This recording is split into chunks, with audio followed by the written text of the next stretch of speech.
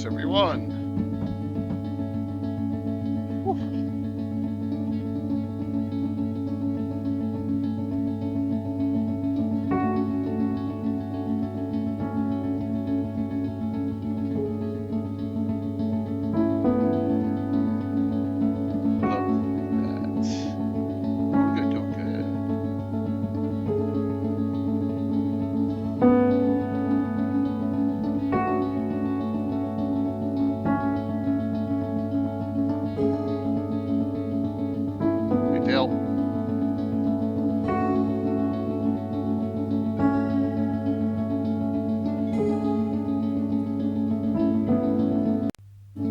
Your repurposed freighter drifts through space.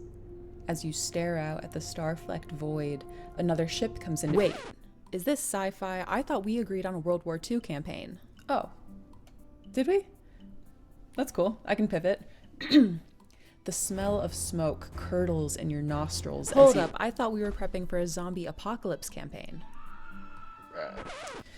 Alright, here's what we're doing. It's the year 3700. Humanity's elite fled to other planets long ago, taking with them all forms of advanced technology. Earth survivors scrape by with historic tools as weird phenomena plague abandoned nuclear sites. Witnesses report seeing glowing lights and the dead rising from their graves. And amidst the chaos, 3 strangers will meet in a dim bar. A veteran zombie slayer, a disgraced general out for revenge, and a space mercenary sent to investigate the power plants. Now describe your characters.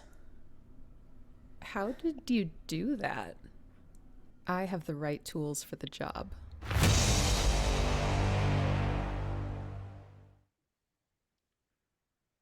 All right.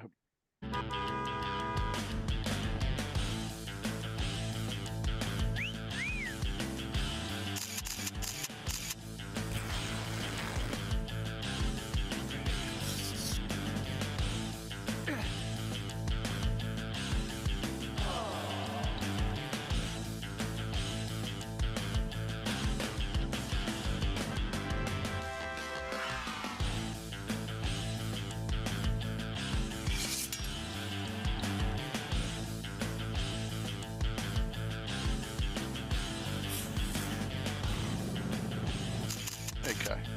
Hope everyone's doing well.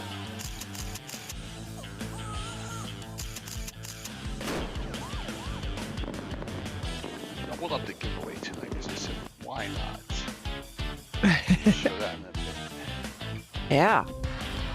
A story once spoken is ageless. The dungeon imagined without end. The curious are the ones most courageous. The tree that endures has to bend. From stillness the mad mage is stirring.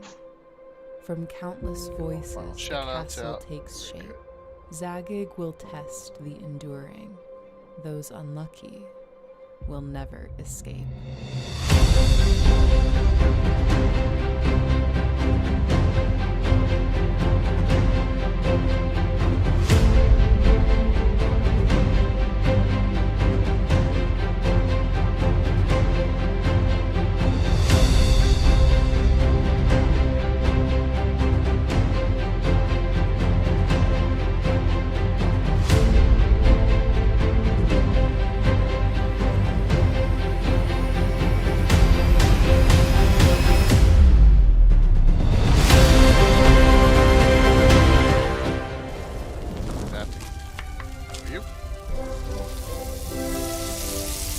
Jeff, how are you doing? Hello. Thanks for coming in person to the house and playing, man. We had a good time. Yeah. Playing your gnome. Jeff understands now what I go through with the ever mysterious Tim. Thank you. The funniest was there was 2 funny times when Tim said he was going to turn. Yeah, you said at the party, yes, we're getting stuck. Yeah, when the group turned around, he turned around, and the halfling's gonna she put her back to one of the carrying columns, and then started going up the wall. And I was like, well, you put your back to the. Okay, of course you're gonna attack an opportunity. So he goes, no. I turned around and I went back. I went back first up the wall. I said, I was like that. I look at Jeff. I start laughing. I was like, No, I'm kidding. Yeah. The second time was the teleporter pad, receiver pad for a portal underground. Tim wanted to destroy it, and Jeff looks at me and we do the short shaking of the head back and forth. And he's like, we may need that. I know, exactly true. Oh, that was funny. But that's the kind of entertainment we POV, get. I had 30 minutes before my campaign group showed up, and I was Well, totally that's what, unprepared. Dale, that's what I Lord grabbed my Darius ready the set Deposed encounter box, thinks. and boom, everything I needed Tim for an Insurance, epic session. yes. Adventure hooks, map tiles, loot tables, stat blocks, and miniatures, all ready to go. My That's players so still funny. think I spent hours planning our Great Dragon encounter. If you're a busy dungeon master, get Ready Set Encounter live now on Kickstarter. POV, I had 30 minutes before my campaign group showed up, and I was totally unprepared. I grabbed my Ready Set Encounter box, and boom, everything I needed for an epic session. Adventure hooks, map tiles, loot tables, stat Boy, I blocks, need and that coffee miniatures, tonight. all Whew. ready to go. My players still think I spent hours planning our Great Dragon Bane encounter. since 1984, If you're a busy Dale, huh? dungeon You're gonna have to master, elaborate get on Ready that. Set Encounter live now on Kickstarter.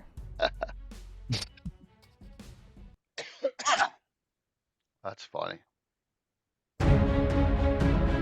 Yeah, I invited Tim tonight. Not sure he'll be here, but you know, it's ever mysterious. So, yeah, this is Gabbin 396, and we're almost to number 400. Oh wow, then we have to do something special for Yeah. 400. At least have a DM roundtable or something with Yeah, some guests. We just had one though with Ed and Tiffany. Remember? Yeah, but that's another six episodes, or yeah. Yeah, so we'll have to. Yeah.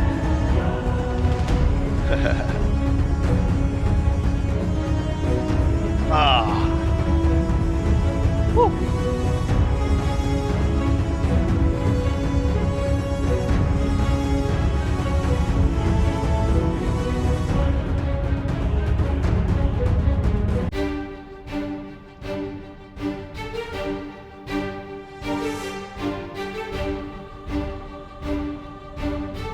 Hey, Jeremy, I gotta get with you. I gotta start packing up by the end of this week. Packing up stuff and sending it to you for Gary John. Hello, Jeremy. Yeah.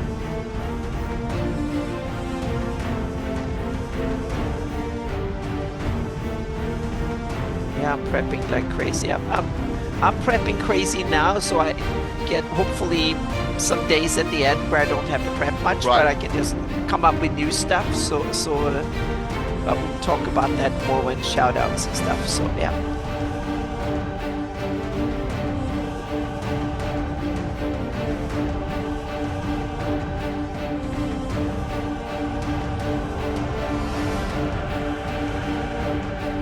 It's cause it's not a half.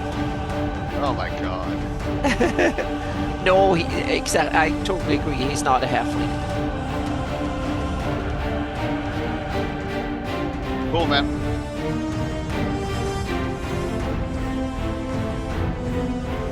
Yeah, even Jeff agrees with me on that. Jeff Yeah. agrees with Dale and all that.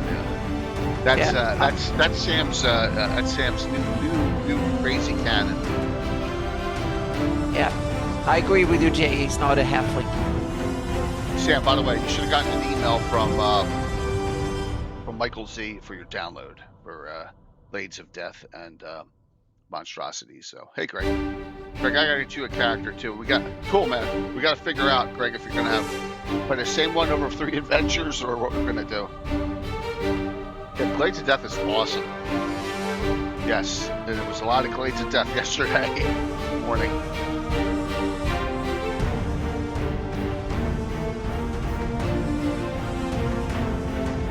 Well, if you die, they're official adventures, so I gotta figure something out. But what time? 6:55 will come live. I gotta put them in the stroller. Here, I'll just put one up now.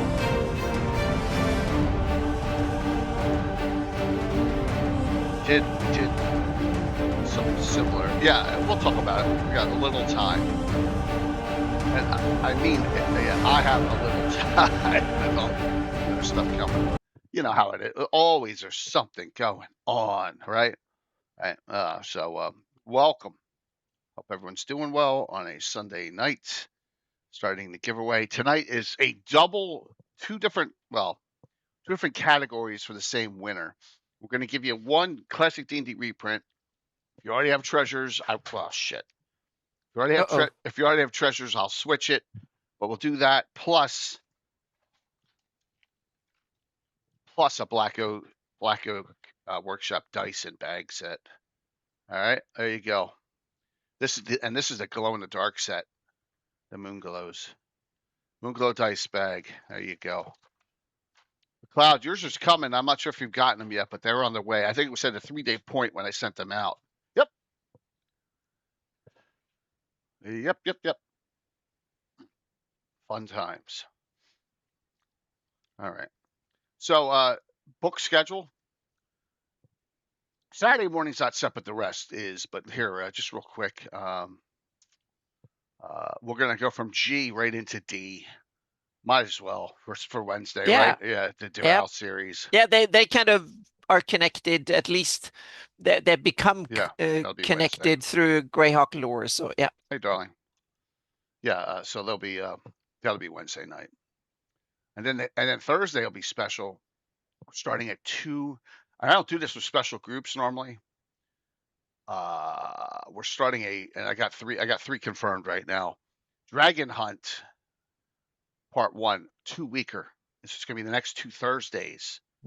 Okay, and then it would be GaryCon, but yeah, so I'll have 2 Thursday night special groups, back-to-back same groups.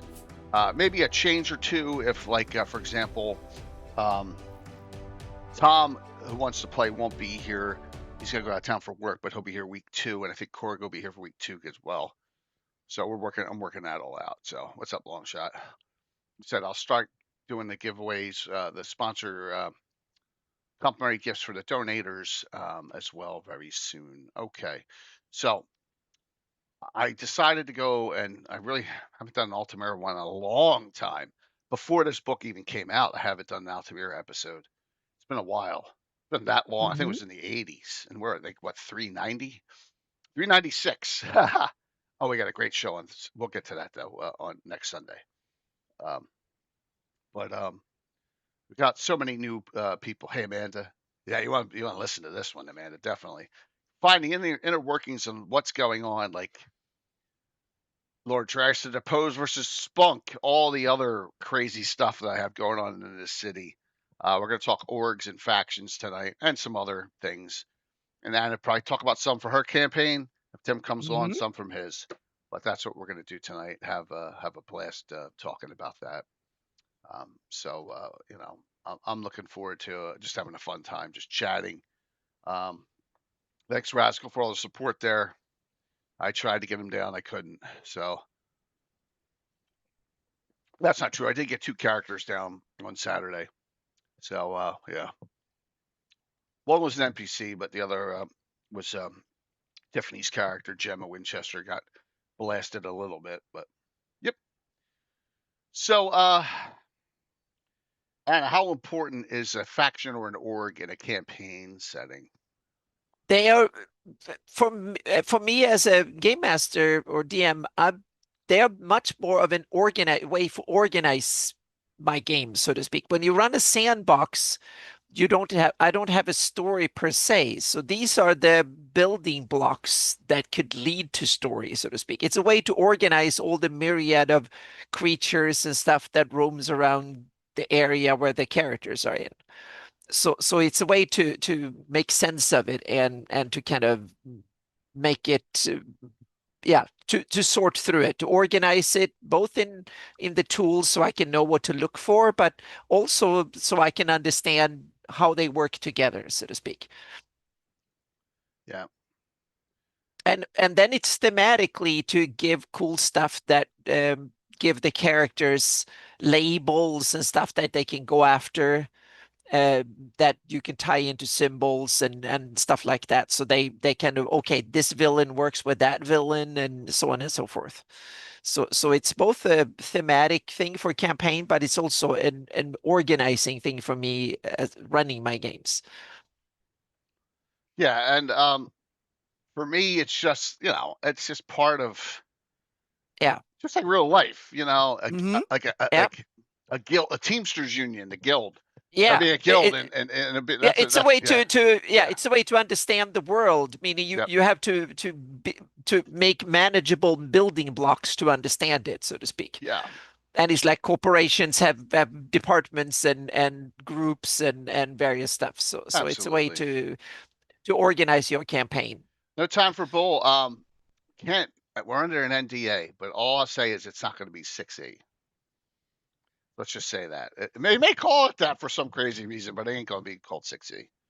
So, yeah, there's a lot of That's rumors about interesting. that. If they ever come out with a new edition, they haven't called 5E until long Right. afterwards. So, and I don't No. think they even call 5E. They So, call it so 2014 they will and probably, 2024. yeah, exactly. So Yeah. they might be a 2028 or 2030 or whatever. There, of course, there will be some sort of new edition down the line, but I have no clue on when Yeah. that will happen Bull. or whatever. So, Stuff yeah. is brewing behind the scenes, and I know for a fact from 2 sources that Luke was telling everyone at Genghis Khan. So, but since he's the head of of this project, I guess he's allowed to. But just note that we're all super excited. No, it's not going to be it's not going to be anything like that. If it happens, that's like the end of the road stuff. That's the pipe dream. We get to that pipe dream part. There's 2 pipe dreams. Pipe dream 1 is 80% of reality now. Pipe Dream 2 is about 25% of reality, and that's a new gaming edition. So Yeah. let's And I haven't been that fond of the last 2 editions right. or 3 editions. So I'm not sure a 4th new edition in will be that much better, so to speak. So D&D hasn't been my mainstay since 3rd edition. That was when, of course, I played D&D, but I haven't run using D&D as Yeah. my main rule set since, yeah, it's almost 20 years now. Yeah, since about 2005-ish, 2006-ish. That's when I basically started jumping on the somewhere around there. I jumped on the Pathfinder playtest. And that was it. So look, Bull, you never know what's going to happen, okay? All I'm saying is I'm not a DM. I'm not a 5th edition DM. It's not going to affect me. But we have something that will be coming out eventually. It And it's might going to be affect me in that sense what I do for commissions. It might affect yeah. me in what I do for my Patreon and stuff, but it will not affect my home game. No, No, it won't I affect don't mine. think any published, well, on the margins, of course, because I will read and take inspiration from it, but it will not be something I adopt for my own game. No, that ship has sailed. Yeah. So just note, anything's possible, but we're going to kick it off with some goodness.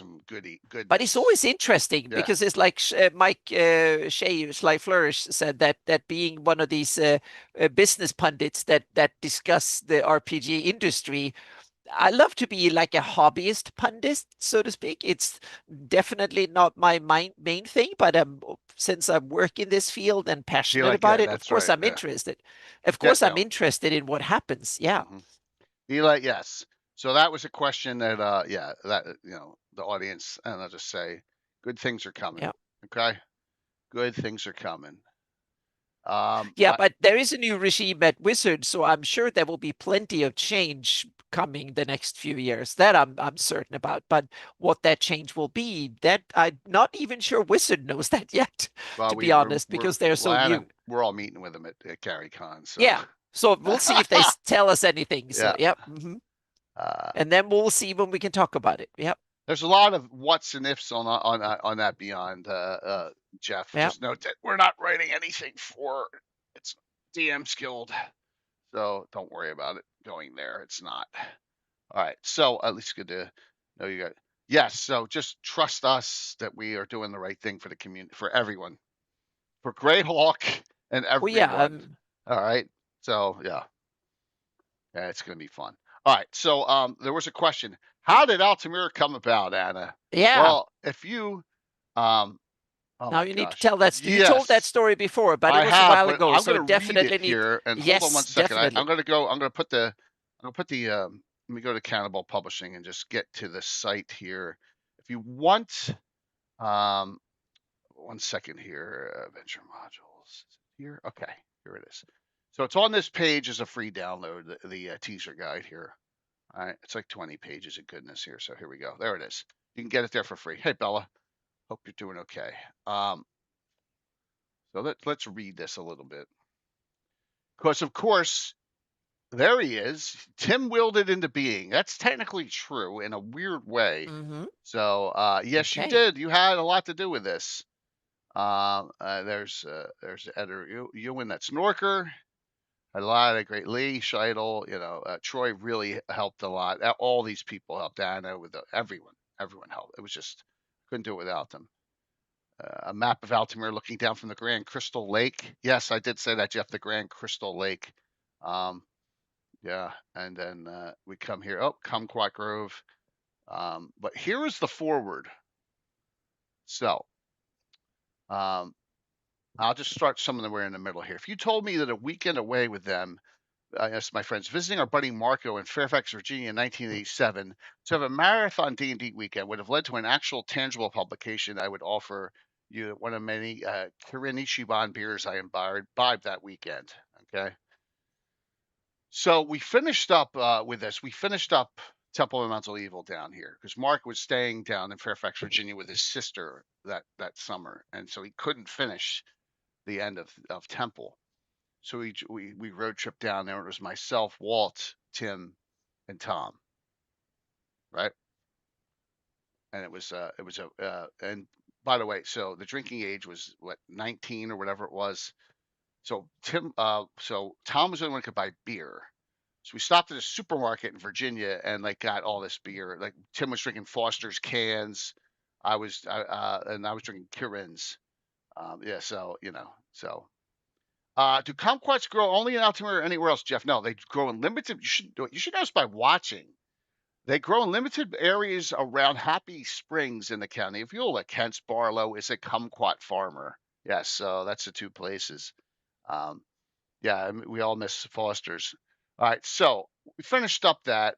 And I'm putting this out here because I had to put this in here. It says, playing multiple side questions the campaign and freeing Prince Thrommel from imprisonment. Many of you know where this is going, so I'll stop right there. I say that right. I say right there. Okay, stop. Hard stop on that. That was the first day. That was the first night going in the middle, going through. So like, Thrommel had something to do with this too, then. Well, Thrommel was freed, Mhm. and then we Yep. finished Temple. Okay. Yep. And then probably played till the sun came up, then slept till noon. All right. Next, we played a Knights of the Eastern Sun. This is Great Kingdom Bad Guy scenario with Tim DMing. Okay.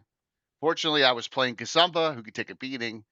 The party ran afoul of one of Tim's notorious programmed illusion spells. It was 2 dragon heads in the opening of this massive, like 40-foot Program wide. delusion spells? Yeah, Tim. Yeah. He had. So Okay. we came down this hallway. It was like a 40-foot wide Yep. hallway, and there's a red dragon and a blue dragon head inside, poking their heads inside this hallway.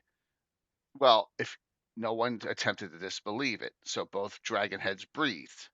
So at the end of the round,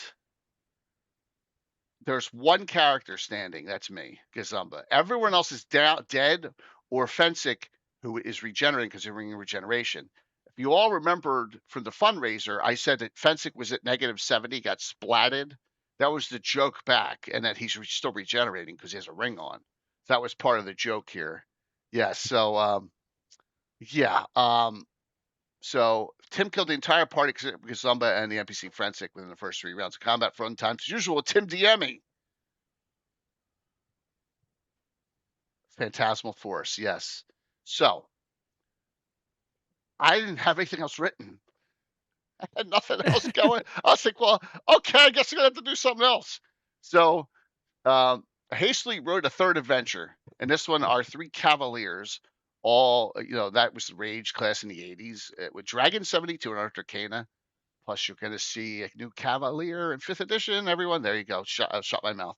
Would clear land to establish their 3 keeps, all within close distance of each other. Considering this is a hex crawl random encounter adventure, I had my nemesis of the campaign at the time, Makaresh the Elf Mauler, show up.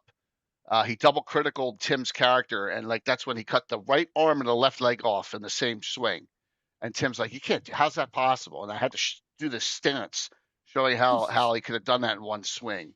So yes, with his sword of sharpness. So how came the name Altimira? How did that came about? That's a good one too. I don't remember that. I think it was like, well, we're gonna put it on a plateau.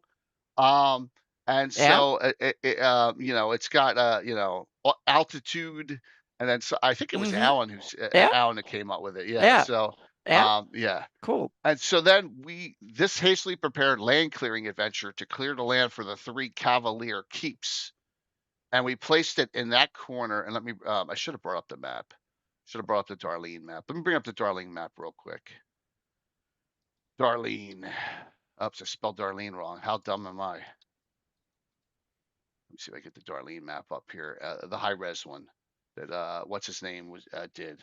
Oh yeah, he did a digital version of it, so to speak. Yeah, there we go. Right. I just wish he had. Yeah. So here, so it was decided here, where the mountains and the hills meet the Sus on this side with the Jewel River right there. That's where it's going to go. Along because there's already Knight of York keeps all along the waterway down here. Coward's a trading point. By the way, Coward's in the wrong spot. Technically, Coward is in Saline, as Mike Bridges proved a couple of years ago. It's not in the county of York. So that's where we decided to put it as a trade route running along those hills and mountains, and that is how it came about that night. Was that because Tim killed everyone in 3 rounds? I had to write another adventure. So thank you, Tim. Yep. And that's how we got to where we are to this day. And then from there, well, if you're going to have 3 castles, people are going to go. And if there, and if you're going to have 3 castles, you need businesses and you need a wall. And so that's how that came about. Now, this is comedy. You want to see the first ever Altimira map. It looks like a 5-year-old did it, and that was me. Yes, I did. As a 5-year-old. No, I did it as what year was this? 1987. So what am I, 20? I can't drink yet. I'm like 20. 19. No. Yeah, I'm 20. Man. Where'd the freaking time go, Tim? Where did the time go? There's a map. I think I get it. Yes. That's it. Well, that works. You have a game table. That's the real map. Yeah. This is just the sketch, so you can put it down on the game table. Meaning, realize that game table is your map. Yeah. Yes. Suddenly there was the Salty Dog had been there, Amanda, for a long time, because a Salty Dog is a song by a band from the 60s. So it was old already back then. Yes, yes. There's a rock band from the 60s who had the title name of that one of their songs. Yep. But it's retirement home for not really. There's a lot going on here. So as you can see, we have all the sections here, and that's how it started. Whole Dwarven Quarter. Yeah. Hey, what's up, Mandy? Mandy saw into the inner. I'll say Mandy saw how the kitchen sink was made a little bit today. Plus, we got it making a character for Mandy for Gary Khan. Oh yeah, and Altimira. Well, it's just because I love that name, because I thought it was, we made up a lot of dumb names, right? And I have a folder somewhere. You know what? Altimira is not a dumb name. No, That's that a is, good name. but they're How about the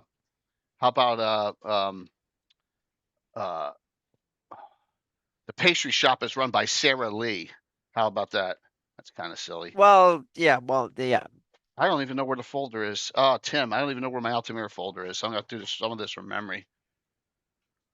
Too much going on. So that's where it started, 1987. Long time ago. I'm getting old, and but there was a lot of businesses and establishments, and 5 EPC. Yeah, if you got to Prof, if you got into Legends of GREYHAWK stuff, that's great. That's awesome. I know Jeremy's running some stuff, so yeah, Jimmy Jim Bob. So, well, there's a lot of other places. So my favorite, you know, when you're young and when you're a college kid, and the toilet humor, and you think things are funny. So things have double entendres. Everyone knows about the tickling feather. That's been around forever, but that kind of started in um, oh my God, Diamond Lake outside of GREYHAWK, and it franchised and moved. But like I have a glass shop. It's called the Blowworks. Mm-hmm. There you go. I mean, it's just in Altimira. There's a lot of them like that. It's a terrible name, but it's not a terrible name. So it's yeah. So a lot of the establishments are in here, not all of them. So if you get here, like here, there's a lot of them in here. Like so, look, the tower, and the deities are changed. So that's for Castles and Crusades. So instead of the Tower of Alana, it's Tower of Life. There's Hoops' Fruit Market, Scintillating Scepter, Mother's Delight Pastries. That's one run by the proprietor Sarah Lee. The Blowworks is in there. Yeah, so there's a lot in here. Yep. The Violet-Eyed Ladies in here. The Club Foot. The Salty Dogs in here. The Bobette Rooming House. That always makes Michael Z. That'll make Jeff Grimsparkle laugh too, because he lived right near where the original Bobette motel was. He didn't live far from it. So it's same thing with Tim. Yeah, it was where yeah. Oh dear God, you like that? You like that, Jeff? You're making me laugh. That response. Yeah. See, I could poke fun at our growing up. Pete Moss owns that. Yep. Tickling Feather. And that goes on. So we have a whole bunch of things. So yeah. So it's grown now since '87. Wow, we're almost on 39 years. You can't unsee the neon sign. Yep, there was a neon sign out front there, Jeff. But the hockey rink we played at, the street hockey rink, was behind it, if you remember. Yeah, that's funny. The neon sign. I'll have to remember that. I have to get a special magically lit neon sign out there, Jeff. I saw TikTok about NPCs you should add to your game. It was a married gnome couple named Gene and Apple Bottom. So here's the thing: we have an Apple Bottom in our game already. There, Bull. Darling Creepshow has a halfling thief named Rosie Applebottom. There you go. Yeah. Into the rusty bed springs. Yes, yes. You get it. You get it, Rascal. So, but with that, there's some serious side to it. I have some fun with some jokes. I mean, Troller Games throws joke innuendos in all the time. So does old D&D. And you need just to know all the anagram names, like Najra. Is right. Najra's. We talked about that on Wednesday night. Najra's Dave Arneson, right? Anagrammed around. So there's a lot of that joke. I know Anna's a little more serious with stuff, but Oh yeah, but that's just my style. yeah, and yeah. What's up, Curtis? You should be as serious or as funny, silly as you feel like, so to speak. Let me see if I can get to the group. All right, guilds. Here we can start here. All right, guilds, factions, and secret societies. So all sorts of locations. I think that joke is too young for most of the audience. Yeah, well, there's a lot of it. There's a lot of joking. And I have like I said, I have no problem with someone throwing a joke in. I mean, when you think about it, some characters are caricatures, right? And Curtis is on. Fritz is a caricature, right? Hey, have you mentioned the crime lord that Fritz and company met who was being challenged by the Halfling Thieves Guild? Who was that guy? Yes, that's Lord Dryas. We haven't gotten there yet. That's Lord Dryas that opposed Curtis. Last Thursday night was a big adventure with a lot of his cronies, including watch Amanda. Show me the dice. Is going to go nuts. Cassie the Hottie. That's what she called herself. And her character and Amanda's character Farah with the hair, it was like, I'm gonna kill you, and they even chased her out of the basement, but she got away. Yeah. So, in fact, Curtis, Fritz came across her once too. Yes, that's 2 times I've used her. Our campaign during COVID was totally making fun of pop. Jeff, that's part of it. You got to entertain yourself with D&D. Have fun with it, right? That's the whole point.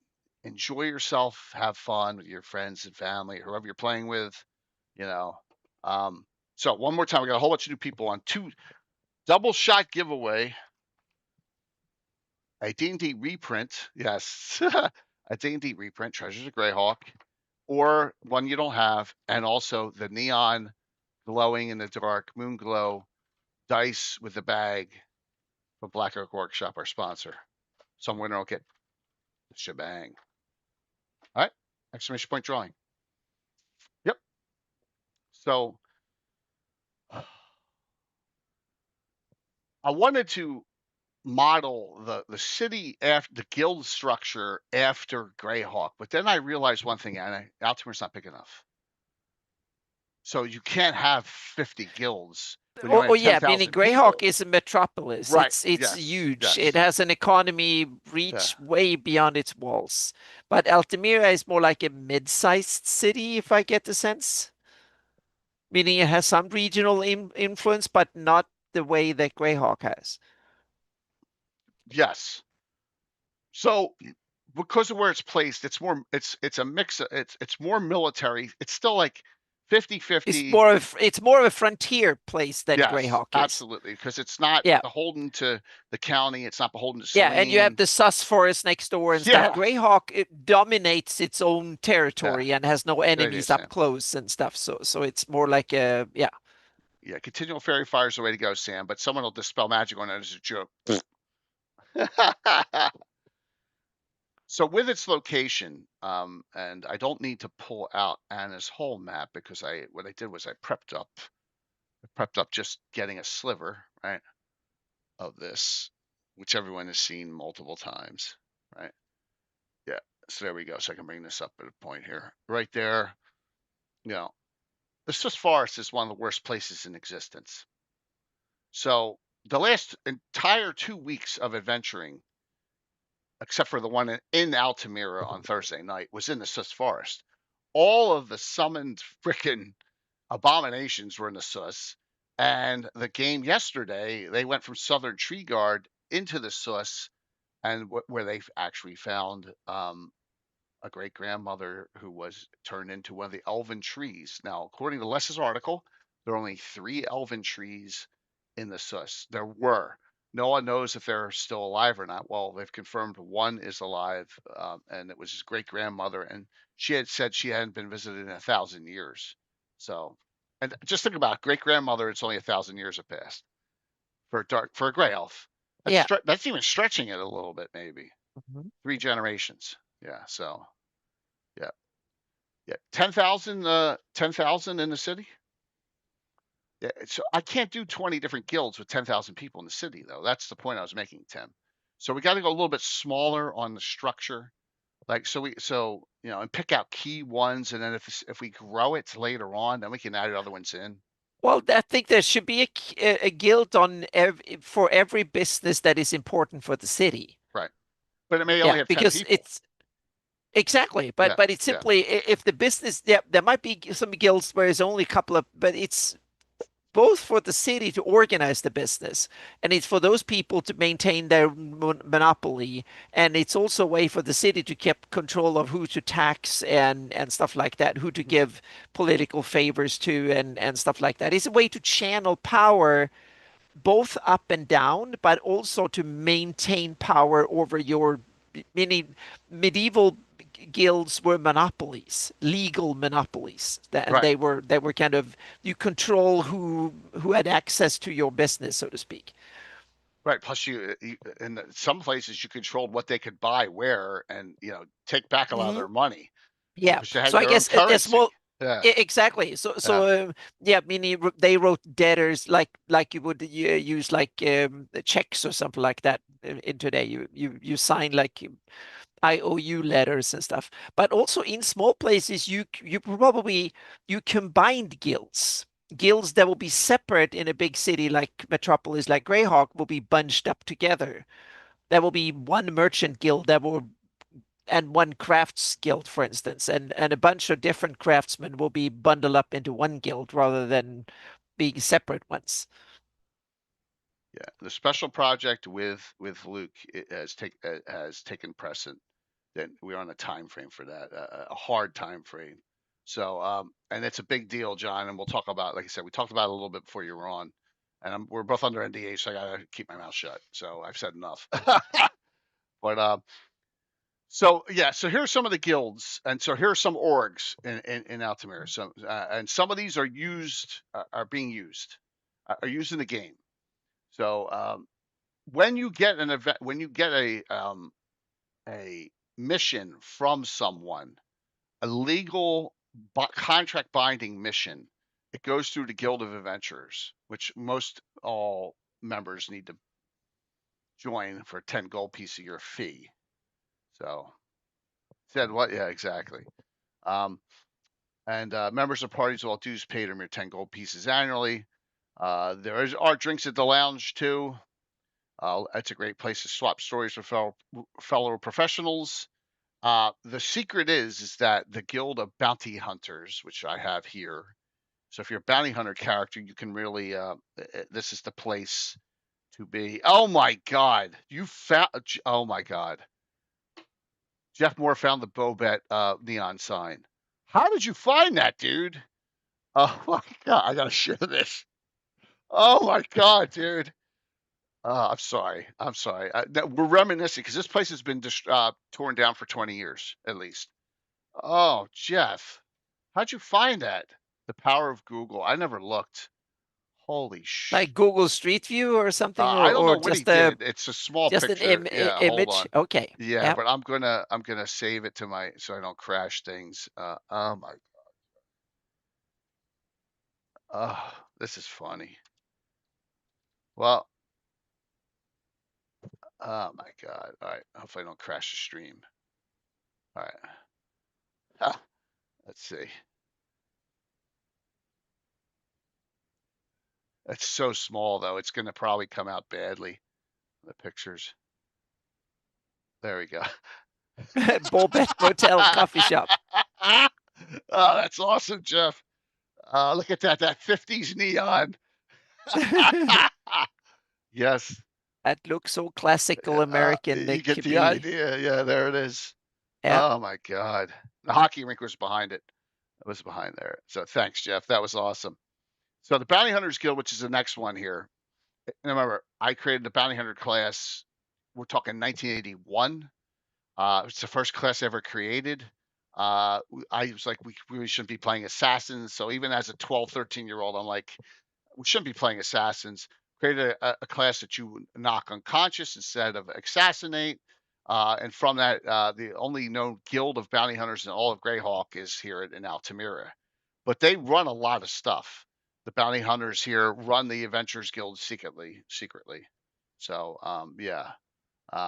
It's one of the oldest, most powerful guilds in Altimira, founded just 2 years after the city charter was registered. Its motto is satisfaction guaranteed. Guild members accept contracts for capturing or retrieving fugitive or missing persons, intelligence gathering, and protection duties. A meticulous, even paranoid screening process weeds out untrustworthy and indiscreet applicants. The roles remain secret, but well-informed outsiders estimate perhaps 25 bounty hunters in the city. Few citizens know that the Grand Master, so the grandmother, you know how there's a grandfather of assassins, 15th level, right? That's usually in first edition. That's as high as you could go in assassin. You were the grandfather of all assassins in the entire world. Well, the grandmother of all bounty hunters is the actual mayor of Altimira, Lady Mayor Charisse. Yes, and there's a picture of her in here too. Now, here's the joke. This is the kind of jokes I threw in. Stephen Schnell got the joke and laughed his ass off when he saw this.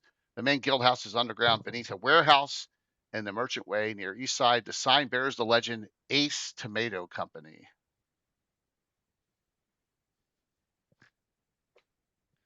Ah, Gotta know your movies from the 80s for that one. I know Curtis knows it, but I think he went be right back. Yes, the Ace Tomato Company. Yes, I guess no one else does. Okay, that's fine. Man. Yeah, you know that, Curtis. Yeah, Grandfather of Assassins last year in a position due to assassination. Yes, but there is no other 15th level bounty hunter in the campaign that is known about there, Jeff. Right? So yeah, this is Spies Like Us. Chevy Chase and Dan Aykroyd. Yep. Now that's a good guess, Lando. Though that's a movie from the 70s, though. Yes. So yes, Oh, Spice Like Us was awesome movie. I love right. that one. So when they That was land, such a good movie. when they land in that big crate, right? When they land in Afghanistan from the parachutes, and they're sitting there inside, all the cans, everything inside, it's all Ace Tomato Company. That's where it comes from. Yeah. Mhm. So, yeah. Yeah. All right. Now here's something. We'll skip the next two and we'll go over here. The Guild of Magic Users. Other Magicians Guilds, no Archmage is currently a member because there aren't any in the campaign. There are no player characters that have made it to 18th. There's one at 16th, and that's Fensick, the one who's was negative 70 hit points the other night. And yeah, so and that is yes. Yeah. If you let me go, you can have my companion's head to play polo. Yeah, Sam. What a great movie. The current first among them is Zizix, an ethical and cultured man. He is a dual class archer mage. But there's the fortified manor house. We do have maps of some of the locations too. Somehow. Let's see here. I'm looking for it. I got too much stuff in here. Let me see if I can find the right. I may not be able to find it.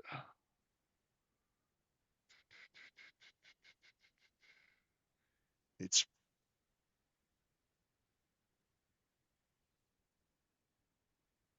not it. That is was Ambrose estate. Oh, here it is. Now this got taken from another publication. I forget. Walt found it, so it's from another publication. So we use it. There it is. Fortified Manor House. Simple. Thanks, Brungo. Some of you may know where that's from. That may be from a Judges Guild, actually. So Lone Tower. Oh, there's Turbine Belt. Okay. So there is a list of spells in my miscellaneous magic user list of all the special spells the guild has, so that when you level up and you want to train, you can choose from that list and try to learn those spells, which I'm assuming is what happens at GREYHAWK City and any other major city. And it's based via class. There's general mage, there's elementalist ones and stuff. And if it's not there, then you got to go from a general list. The Bakers Guild. No, it's yes. So Jeff, the Rope Makers Guild is a front for what organization, but not in Altimira, but in GREYHAWK and other places. The Rope Makers Guild. Oh, Gianna, hopefully you found them. Found he or her. Oh man, I hate that. Lost cat, that sucks. Yeah. Yes. No. Jeff, I'm serious. This is it's no. No. Oh, dead serious. Rope makers are usually a front for an assassin's guild. Mm-hmm. Yep. Well, let's hope. Let's hope that that's the case. Let's hope that's the case for the cat. All right. What else we got here? Okay, we got the Guild of Merchants. Yep. All right. This is a Tim creation. The Altimira Mercantile Organization has split into two factions. Pete and John's Teamster Service. So Tim has two characters named Pete and John. And he plays them sometimes. And they're semi-retired. One's an archer. One's a dual-class necromancer, priest of Bakab. And they have that Teamster service that transports goods and services all over the world of GREYHAWK. So much so that they have a location, a warehouse in GREYHAWK City, and they have a location in even Diamond Lake. And with that, they are a rival to the Abel Carter Coaching Company, which is Published Source, which is in GREYHAWK and all over too. But the Abel Carter has been infiltrated, if you know about Expeditions of GREYHAWK, by Iusians. Okay, so they're going, they're technically at a trade war between two of these transportation services in GREYHAWK, which I think is pretty cool. So, certain comments, I haven't realized my chats weren't actually making it to stream. Wow, that's weird, Bone. Well, they're making them now. Yeah. So, yeah, that would suck. I mean, my cats aren't outside cats too. They'd be in big trouble if they went outside. I really sympathize, and I pray that they are found, that it's found. Yeah. All right. Yeah. So, and now we have the merchant group. Merchant group is very corrupt here, and this is what I like too. This is not a place of all do-gooders. The Order of Ulix here, but there's a lot of bad people here, because what's a better place to hide than be protected by goodies? So Klaus von Papen upholds the tradition of profits over honor. So now Catherine von Papen is his daughter. She's an inquisitor. She's lawful good, and but if you know her as an NPC, is subject to going into fits of rage. She because her father abused her as a kid, and she would always hide, almost like Harry Potter. She'd hide under the steps in her father's warehouse. This is a true story. This is sad. Okay, I don't want to get anyone upset, but this really happened in the game. So the story, as a kid, she had an imaginary friend, but it really wasn't. It was a buka. Did anyone know what a buka is? It's in, I think, it's either Monster Manual 2 or Fiend Folio. It's one of those little pixie sprite things that live up in the rafters. Oh, Her okay. buka, right? So she had a little pet buka that she would talk to when she was a little girl. When we first started the group, the adventure group, the Night Stalkers, which Yeah, is Puka. Yeah, now I remember them. buka, The cute yeah, little ones. Yep. right. Mm-hmm. So a group of those characters went into that warehouse to steal stuff. There was illegal contraband, and they saw the buka fluttering around up top, and one of the more off-kiltered players magic missiled it and killed it. Her pet buka. Now she was an adult now and venturing in that group. So when to this day, she doesn't know who killed her pet buka, but when she finds out, she's gonna take severe vengeance on them. Yep, it was really sad. Sam Buka, that's funny. Yep, that actually happened in the gameplay. And I'm gonna say this is we're gonna say 1990. I'm gonna say 1992. This happened between 92 and 96. Yeah, isn't that awful, Amanda? It really happened. Okay. Yeah. But that's part of the game. That's part of the game. Yeah. So yeah, Jeff, but it happened and I played it out, and yes, the kid, just for being a vile individual, they shot and killed. It was not Tim. No, it was not. Razkul, that's mean. Tim is not that nasty as a player character. Maybe as a DM, but not as a player character. Just a player character killed it. Yeah. Well, there's an arc there. You all know I love long-term plot arcs. I'll do a plot arc for 30 years. Okay. The Dwarven Mining Coalition, another organization, which there is a joke by the name of it. It's not intentional. This group has fallen in inactivity, but revived when prospectors discovered new veins of precious ore and gems in the mountains 2 decades ago, because the Low Road was rediscovered. Okay, and you all know about the stories about the Low Road, or maybe you don't. We can go over that on the Legends of Lore again. It was not Tim. Tim did not do it. Absolutely not Tim. Yes. Yeah, they killed Dobby. That's about the equivalent there, Sam. It's about the equivalent. Yeah, it was. So led by SM, which is Schlemmenmeal. That is Walt's character. He's like a 15th level Dwarven fighter. He's also the weapon master for Battle Axe. So Molly Hatchet, Darling's character, who just became 9th level, became the first weapon master with the new feat I put out in my campaign. She does her Battle Axe now does 1/10s instead of 1/8s. Because she used her third specialization to go from single, double to weapon mastery, which we just started. That was the most recent one I added in.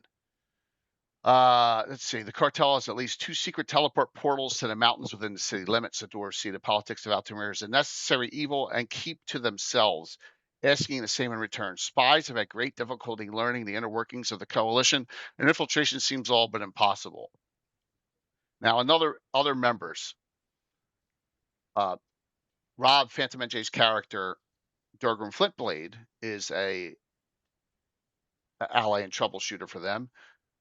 Erebus, Walt's original character, and who Brett plays, that's another character with that organization. So there's plenty of Dwarven characters that are in that organization. Skarn is kind of outside of that organization. He's got his own agenda. He's a priest of Moradin, right? But he's trying to rebuild his keep. He's really not. He's an associate, but he's not a member of that group. So just so you know. Yep, well, good. Okay, Amanda. But there are bad dwarves in my game. So Anna, I want to get your thoughts on this. Going all the way back to 1980. Mm-hmm. And I know you think a little differently to me in process, but when you get all the rulers are in the book of 1980, they're not named, but they have their classes. So when you see someone's a thief, what do you immediately think? A ruler that's a thief. Yeah, I see them that they emphasize, meaning the way Politics? I see, the world is run by two parallel tracks. One is the outward fronts, meaning you run it through diplomacy, through rule of law, you run it through also the formal channels, so to speak. And then you have the secret side, and the real world works in both ways at once. That's why it's hard to understand, because you have real world things, meaning countries have embassies, you have councils, you make treaties, you have laws, you have the legal court system, whatever. But then you have the backstabby, the secret side of politics, disinformation, blackmail, all sorts of stuff, from violence to disinformation to all sorts of things. You try to influence some other, not using legal means. Instead of trying to get along through negotiation and stuff, you try to punish someone the other way by it's stirring up trouble somewhere else, etc. So when I see a ruler that is a thief, then I see that person rules more like in a chaotic way, using the not the formal channels, not try to use a treaty or stuff like that, but stab under the belt, so to speak, and that not necessarily evil. I can sense that. Look at Selene, for instance. I can say Selene is kind of a chaotic realm in a lot of sense, that Selene works very informally with a lot of its politics, that they use a lot of under the table politics in order to influence things. They don't talk about it. They don't advertise it. They don't, if they were being asked, they would just stare at you. What the heck are you talking about? But they're still doing it, so to speak. Okay. So that's how I see it, that you, someone who emphasized that informal, chaotic, kind of under the table part of governing, ruling, whatever you call it, so to speak, running your business in the world. And then if I have a ruler that is a paladin, I would take the opposite. That is someone who will go out there, stand in the field with the enemy and say, this is my position. I'm going to die on this hill. But even they will run secret negotiations and try to figure out secrets of the enemy and stuff. But he will emphasize that much less, so to speak. And that he will not try to run his realm using these tricks. He will be much more upfront with his citizens and his vassals or whatever they are. Meaning he will run them openly and say, okay, these are the rules. They are for all of us, and I'm going to follow the rule. And all the rules, and I expect you to follow the rules too, because otherwise it will be consequences. It will be consequences for me if I don't follow the rules, etc.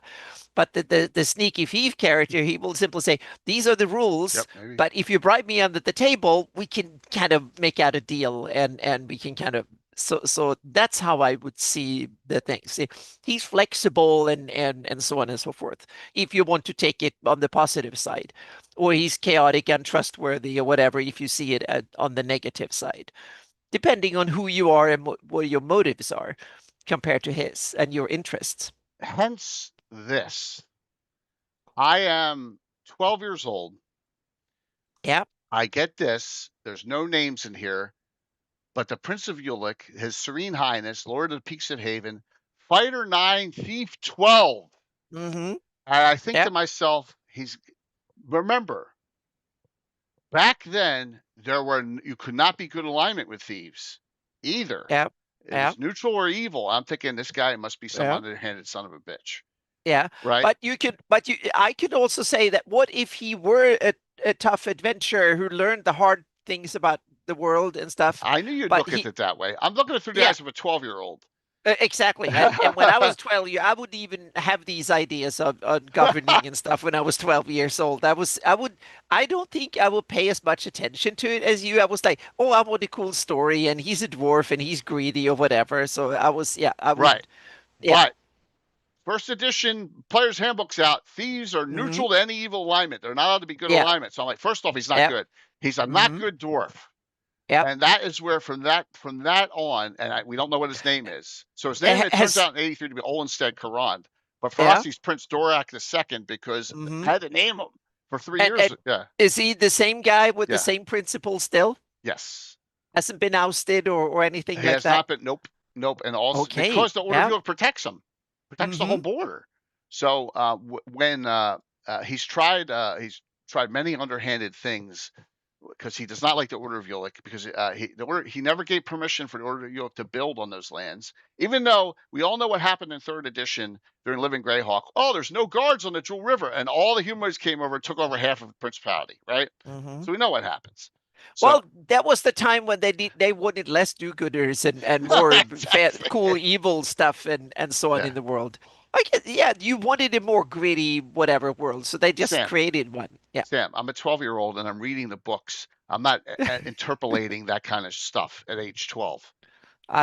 You could have asked me when age 18 and I would have vague understanding of stuff like that. Good. I'm not interpolating it at all at that age like that. So that's where the rift between the Order of Ulick and the Principality of Ulick comes. The Prince of Ulick has never recognized the Order of Ulick.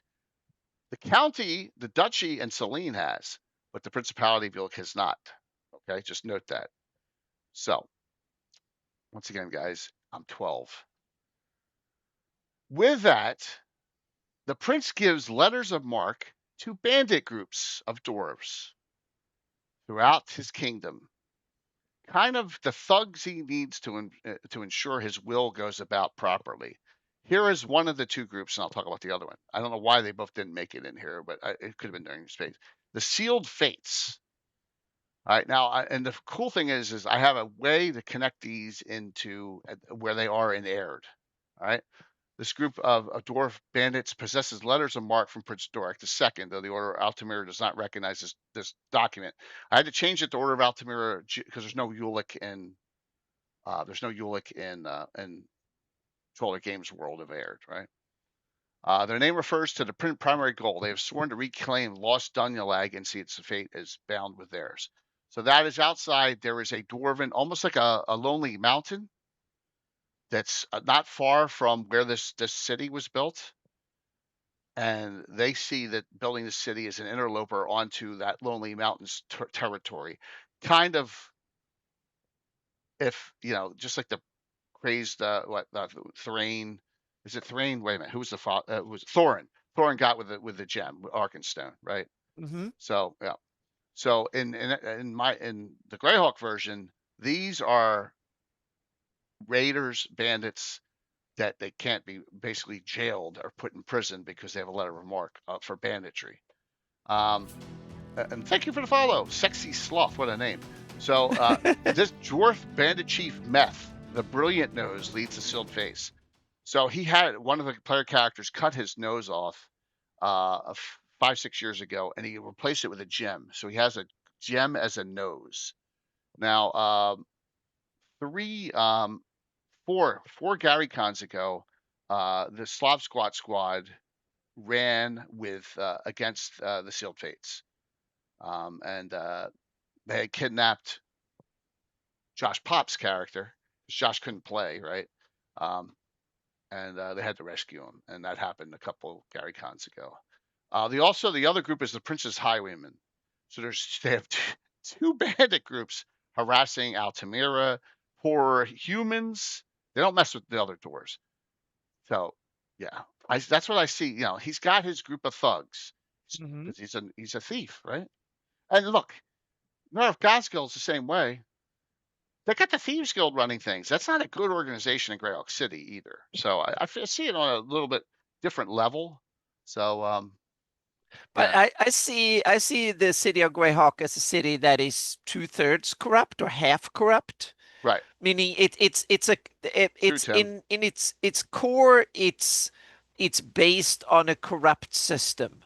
But it's a corrupt system that realizes it also relies on a lot of legal organized stuff as well, because the city relies on a business life that is partially corrupt, but also has connections and treaties and stuff with other neighbors and so on and so forth that it needs to honor in order for business to go on, so Well, to yeah, speak, like absolutely. a lot of places in the real world. So it's one of these places that are, meaning if you want to be a guild leader in Greyhawk, you have to pay hefty bribes and so on and so forth. But it's only partially corrupt, so to speak, because there is a real side to it too. It's not like if you take Stoic, for instance. Stoic I have as a place that is almost thoroughly corrupt. Not absolutely, but way more corrupt, so to Right. speak, than that it doesn't honor hardly any, meaning you can't negotiate with Boss Delby and expect him to honor whatever you had agreements and stuff like that. But the neighboring cities can probably and realms can probably negotiate with Greyhawk and at least reasonably expect them to hold true to whatever they agreed on, so to speak, to some degree. So I have it as it's a fairly, and in my campaign, Greyhawk is becoming more and more reliable as it gains The power, city, okay. because most countries, the more power you have, the more you want to rely on setting the rules, because Right. it's cheaper and easier to rule through law than it is through force. If you have to force everybody at sword point, Yeah. it's more costly. If you can Well, also people instill will revolt rules and too. that Yeah. exactly, and just tell them to do, and they will do that without you having to put soldiers there with sword points. And so in my take on Greyhawk is that the Greyhawk is now realizing that. So it's becoming a bit more organized, at least when it comes to its external dealings. Internally, it's still a backstabby politics, but not as bad as Stoic and stuff, because they want Furundi to have an embassy there, and they want the various temples and stuff like that to be there because it's good for business. So therefore they have to deal with with that part of reality as well. And that is a lot of you know, where you want to go politically with your Exactly. game, and that's That's part of the what's fun flavor and outside of exactly. the combat, political intrigue. I love, Yeah. you know. Yeah. So And meaning, and that's you simply have to take your spin, meaning how gritty do you want the setting to be overall, right, or how light-hearted heroic fantasy you want, so to speak. It's simply, you can tell, meaning you can have a Greyhawk. Now I'm talking about the whole setting which is that okay. is on the verge of going down to the dark end, so to speak. Or you might be a shining beacon with some nasty stuff hidden in various places here and there, or somewhere in between. So that will also set the tone, so to speak, how much you want of this. So there was an incident early on that which made them really concentrate on adventurers. Tim, I don't know if you know this, but Bill had a character, and I want to think that he had it was he was a multi-class bounty hunter. It was on an early adventure, and the highwaymen had stopped them here. Okay, at Forged Run, right? Gave them trouble. Well, they ended up killing them all. That wasn't good enough for Bill's character. He cut all their heads off of the dwarves and sent it to the prince's palace, kind of instigating. Yeah. So normally it's good when you kill things just to hide it, right? But no, he had to. And this was like a 3rd level, 4th level character that did this. So yeah, that was bad. Just so you're aware that yeah, that was not a smart move. Now, not all dwarves are against the Order of Ulick. So here, it seems normal for you. Yes. There's Lord Koppel's estate. He is an ally of the Order of Ulick. He's like in line for the throne, but he's not. He's so far down with all the marriages off and stuff. But yeah, yes, I named him after Ted Koppel from Nightline. Yes. So there you go. The Purple Gang in Detroit did that kind of stuff. Yeah, Moose, you get it, man. It's part of like thuggery. All right, so I'm gonna keep this map out in case we need it. All right, so we have the Sealed Fates and the Princess Highwaymen. All right, now let me throw this other map up here so you get what I'm talking about. This is the Altimira map in the Free City of GREYHAWK. I'm sorry, in the Free City of Altimira book. All right, and so here's Altimira on the Uncwood River, and here's Dunyal. Look how close Dunyalag is. So this is like the equivalent of the Lonely Mountain. It's emptied. There's no dwarves in it now, but the dwarves that are the prince wants to reclaim this and restart up his mining operations and the grandeur of the kingdom, and says where this is on my land. Okay, that's the difference here. And all the mining operations out in near Mount Laurelling are the other allies. So that's how I have it slightly different in the two settings. Now we've never setting this up for when the full box set comes, but I don't adventure here, but we're keeping the stories. Fontenot is Elven, so Fontenot's Celine. Great thing. So we can just put a lot of the Celine stuff right in Fontenot. Okay. Just wanted to share that with you all, the little differences between the settings. We had shaved the door once in a while. Yeah. Okay. So that's some of the organizations. Now let's go back to the main one from Thursday night. And I know a lot of you had fun, right, Amanda?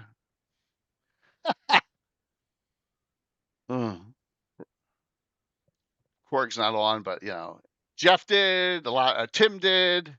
Yes. So let's go to the Guild of Thievery here. The robber knight Lord Drarius the Deposed leads a small but seasoned crew of cutthroats, pilferers, second-story men, freebooters, mostly humans, exiled from his home, stripped of knightly gear and attainted by a court of chivalry. Drarius took a life of petty crime. Now it's Gaxmore instead of Highport in this, and fared poorly in that trade until he mastered the art of thievery. This is true. The rest of this is true. This happened in my game. He joined a thieves guild led by a halfling, Sam. That's true. Who later betrayed and abandoned the guildsmen and since has harbored unreasonable prejudices against the short folk. So Tim was adventuring in Highport, and if you don't know where Highport is not in a good place. It's in the Pomarge. He was undercover adventuring there, and he's building up a guild of thieves. It was one-on-one adventuring. Tim was away a lot of times. When he was stationed up at Watertown, New York, I drive up there and we do stuff just one-on-one. It was awesome back in the day, or when it was just the two of us. So we did a lot of that. Sam, yes. So Sam and his friend Leuven, we saw Leuven during the fundraiser. Leuven came to help, and an incident occurred. Let's just say an incident occurred. And he's like, I'm out of here. And he fled, and he left all his thieves in his guild there. Just left them to their own volition. Well, there you go. That was a neutral character who does not like betrayal, remembered it. And now he's a high-level dual-class cavalier thief. He's the head of the guild. His hostility extends to even gnomes and dwarves. Darius does not permit halflings or gnomes to join the Altimiran guild, and he charges such a steep fee for dwarves that none have signed up. Halflings and gnome freelance thieves tend to vanish in the night, but no evidence connects Darius directly to any murders or kidnappings. Darius's hatred of the runts has attracted the hostile attention of a second criminal outfit. I had to change it by one letter because it is published source in a Dragon magazine. So it's Spunk instead of Spunk. This is a real article, everyone. I didn't make this article up. It's one of the funniest articles ever. Right, Anna?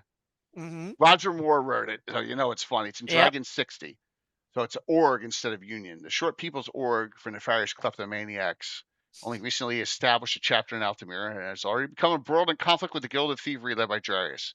Membership is open to any thief or 4 feet in height or less, mostly having some doors, but any sufficient small person, even a human, could join if he possesses skills and attitudes Spunk looks for in members.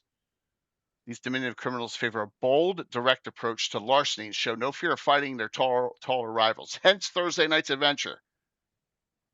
Except they got other people to do it for them. Many such clashes have occurred in recent months. Most notoriously, a late-night brawl broke out at the Violet-Eyed Lady during celebrations after the Grand Joust. Rumors indicate the Grandmaster Spunk, you were taken. Another name change instead of you've been had, which is right in there too. Has arrived in the city for a guild war against the bigoted Lord Darius and his thieves. So I'm setting this up, right? I'm setting this up long term. We're gonna have, and there's one of the adventure that you're involved in, Mandy. It's part of this. That is coming. Here's a picture of you've been had. That's from the Dragon magazine. What's up Yep. there? What's up there, Rachel? Yep, you've been had. Yep. He's 20th level there too with Sonic. So yep, you've been had. Rachel, let me see if I got shit. Let me see if I got your shout out here. I just got to click through 30. Where is it? There it is. Yep. So that is the two thieves guilds. Do you know a city has 2 thieves guilds? Anyone? Kind of fun. Kind of fun. No assassins guild. So Darius actually, like Cassie, is a mage assassin. He lets assassins join his thieves guild because there is no assassins guild in the city. So, yeah, that's funny. Wolf Washington. Yeah. So there's other organizations here. There's the bounty hunters. We talked about the bounty hunters guild itself. There's the Order of Ulick, but this is one of their outposts. There's seven keeps across. This is the most northern one, and all the ones running south in the Principality of Ulick and down. So there's a lot of keeps from for them. This city is with 3 of them, and actually 4 if you count the middle tower. Yeah. So and that's some of the orgs here. Now there's others. That's a picture of Charisse. Yep. She has 4 children: Jake, Emerson, Alexis, and Sabine. So that's cousins of the other. I guess it's like 3rd or 4th cousins. Yeah. There's a tickling feather. It's even listed in here. So there you go. All right. There are other, we don't go into a lot of detail on, like I haven't named roads yet. I should got to do that at some point, right, Anna? Got to do that. Yes, the tickling feather. Your favorite place, Fritz? There's a lot of work that still needs to be done on this, but the other project with Luke's taking priority right now. Yeah. So Anna, how about your area? What do you got in your orgs? What you got any up there that you? Well, first it was the fact that I divided up the enemy more because Iusians, they are chaotic and Makes he sense. rules by force. So he has a lot of disloyal and stuff. And one of the more interesting is Glushnag the Mighty. He is a hobgoblin from Gensal in he runs Gensal. That used to be the large town north of Critwall. so he took over Gensal, and he was the IUCN here. shock troops that, yeah, It's in this exactly area up for you. there. Yep. So they used to be known for apple orchards and cider and stuff like that in my campaign. That was their main business and stuff when Shieldland was a nice place to live in. And so Glushnak was a young, hungry hobgoblin leader, so to speak, that when the war broke out, he wanted to prove himself. And he is also rare for being a hobgoblin in that sense that he is not greedy personally. He wants to be the best damn hobgoblin warrior in existence. And he's working really hard to become, so he's very lawful in that sense. He doesn't care about personal wealth and stuff. He wants simply to be the best. So when he and his men loot stuff, he gives it to his underlings. So they are so loyal to him. They realize that they have the best damn boss they can have. So they are willing to die on the hill defending him because they realize, and also his mission is to go back and take over that part of Horn society, so to speak. So he secretly found out that he hates Ayus in a lot of ways, so to speak. So he's someone who is completely ruthless in that sense that he loves battles and he loves to vanquish enemies and stuff, but he also has principles in that sense. He's someone you can talk to because he's upcoming politician in the world of GREYHAWK politics. And he's starting to realize it because now he's become powerful enough and old enough that he now realizes that just going around killing people on the battlefield or whatever it is not the only thing in life, so to speak. He has bigger ambitions than that. He wants to retake his homeland and he wants to be, yeah, meaning a bigger leader. So yeah, so he's getting political ambitions. Just when IU's power is starting to have peaked, and he realized that betting on IU's is not and also IU's is now seen as the problem, and the IUCN priests are coming because they are seeing him as a threat because his underlings are so loyal and they don't want to follow IU's orders and stuff like that because they follow Glushnag instead. So he's starting to play. He's like a double agent in this sense. He's starting to realize that I might want to, meaning my enemy's enemy is my friend. So he has figured that out. So he's playing both sides and he's starting to do it fairly skillfully. And Katarina is starting to realize that, I have someone next door that if I say that you can have your lands up in Horn Society, not my problem. That is your lands, and we can recognize that. And you recognize that my land here are my lands, so to speak. So it's an interesting alliance that is starting to spring out of the necessity of politics, so to speak. And that is starting to shape. And Ayusi is starting to realize that something is happening because there is not, meaning there have been several years that Blushnag's job was simply to guard crit walls so Katarina's troops and Shieldlands didn't retake more terrain. And he's done that for the most part. But the thing is that now when he sends a lot of other clerics and stuff to his area, they have a habit of disappearing. They don't come back again. And Glushnag say because they're idiots, they run out there and they get killed. And so Ayus is starting to realize, and so he set some other hapless creatures to go and investigate this going on. So Glushnag is realizing this game is soon going to be come up, so to speak. So he has to come up with a new plan, and that was where my campaign stands at the moment, so to speak. So he has to start thinking about his future, so to speak, and where he's starting to be forced, like you always are in conflict and stuff. Eventually, you have to come down on someone's side. You can't play all of them because then you have no friends whatsoever. And That's true. so yeah, so he's starting to have these kind of issues. And but he has several thousand fiercely loyal hobgoblins who want to kill things, but they are also wanted to go home and have a homeland and use their riches because they become, by hobgoblin standards, really wealthy, and they've done some a decade of good looting, and they are sitting on that loot, and they want to go home and do Plus it. our elite troops too, right? Exactly. Yep. Yeah.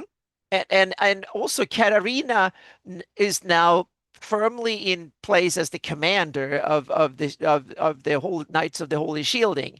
But now you have the power politics of Furundi coming in because Belvor is old and he needs an heir because Thrommel is still gone in my version of GREYHAWK. So he's no so they never found him, and or they kind of, but that's a different story. Okay. But anyway, so then Belvor, a lot of gossip is that Belvor wants Katarina, that was his bodyguard and one of the Marshal of Furundi. So Belvor trusts Katarina.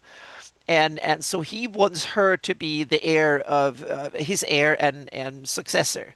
And a lot of politicians and leaders in Furundi don't want that because she's a foreigner and they know she's a monster, meaning she's secretly a dragon and stuff. So they don't want her to rule Furundi. But on the other hand, they also realize that she's a formidable, and they don't want her as her enemy and their enemy, so to speak. And some of them do really want her.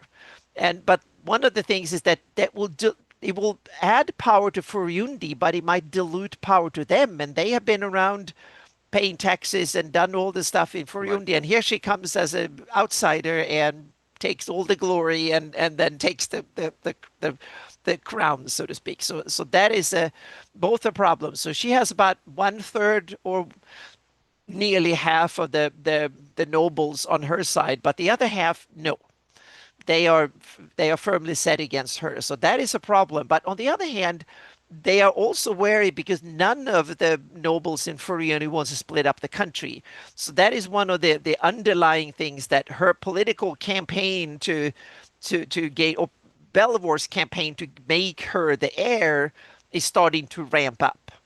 And that's where my campaign is at the moment. So in that sense, and then she has a lot of old traders that were previous knights of the Holy Shielding that she have thrown out and stuff. And some of them have gone to the dark side and become Mayusins like Siege and others, so to speak. So there are others than him at a lower level that are traitors, and they will pop up their ugly head from time to time, and Ayus is using them.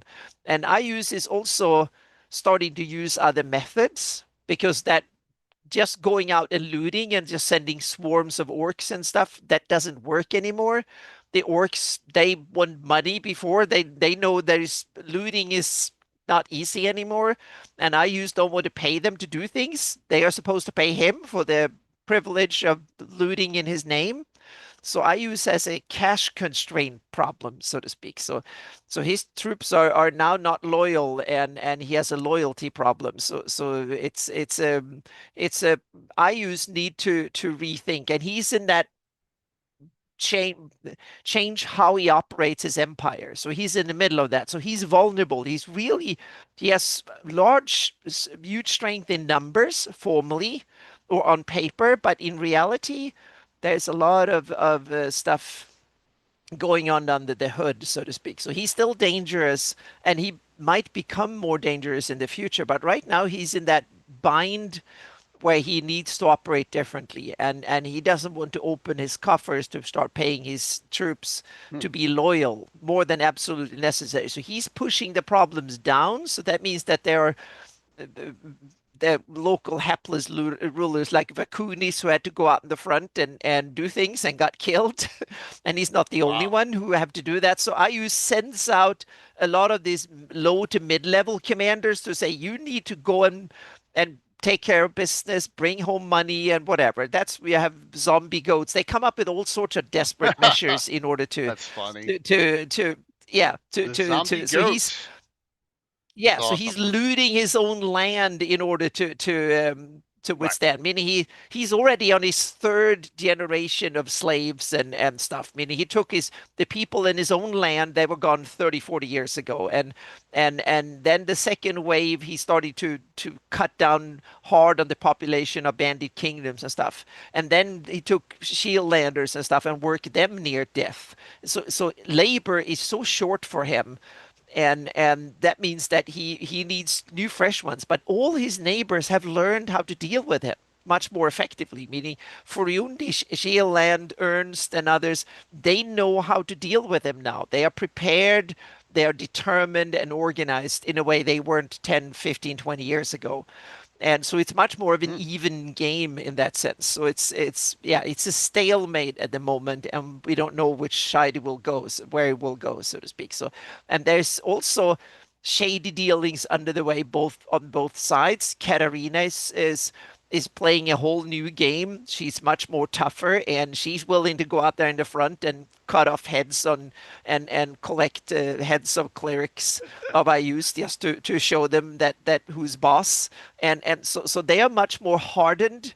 And also there is now a young generation of Shieldlanders who have been grown up to be knights, who are well equipped and well looked after and determined to do it, so to speak. So they are not civilians being hoarded by orcs and not no they every young Shieldlander knows how to use a sword and knows where the enemy is and what they look like and how they smell and all that. So it's a much tougher game on both sides. So it's more of that kind of and it's a huge kind of no man's land outside. If you go 10 miles away from Critwall, there's like a 50 or 100 mile no man's land, but both sides can roam partially back and forth, so to speak. And that was part of my campaign, that you have local, meaning they have set up what I call the Shield Patrol, a bunch of elite soldiers that Katarina has that are now, a lot of them are like 8th, 10th, 12th level. There are like 500-600 of them, and Oh they my. roam the area and they have not been fighting for 15 years, and they are the survivors. And she's really good at promoting high skills, and so a lot of shield of IUCN troops, they are scared of going around. But on the other hand, there are also then like Glushnag and others, the hard survivors on the other side. So they are wary, and they are so skilled on both sides. So they pick their battles.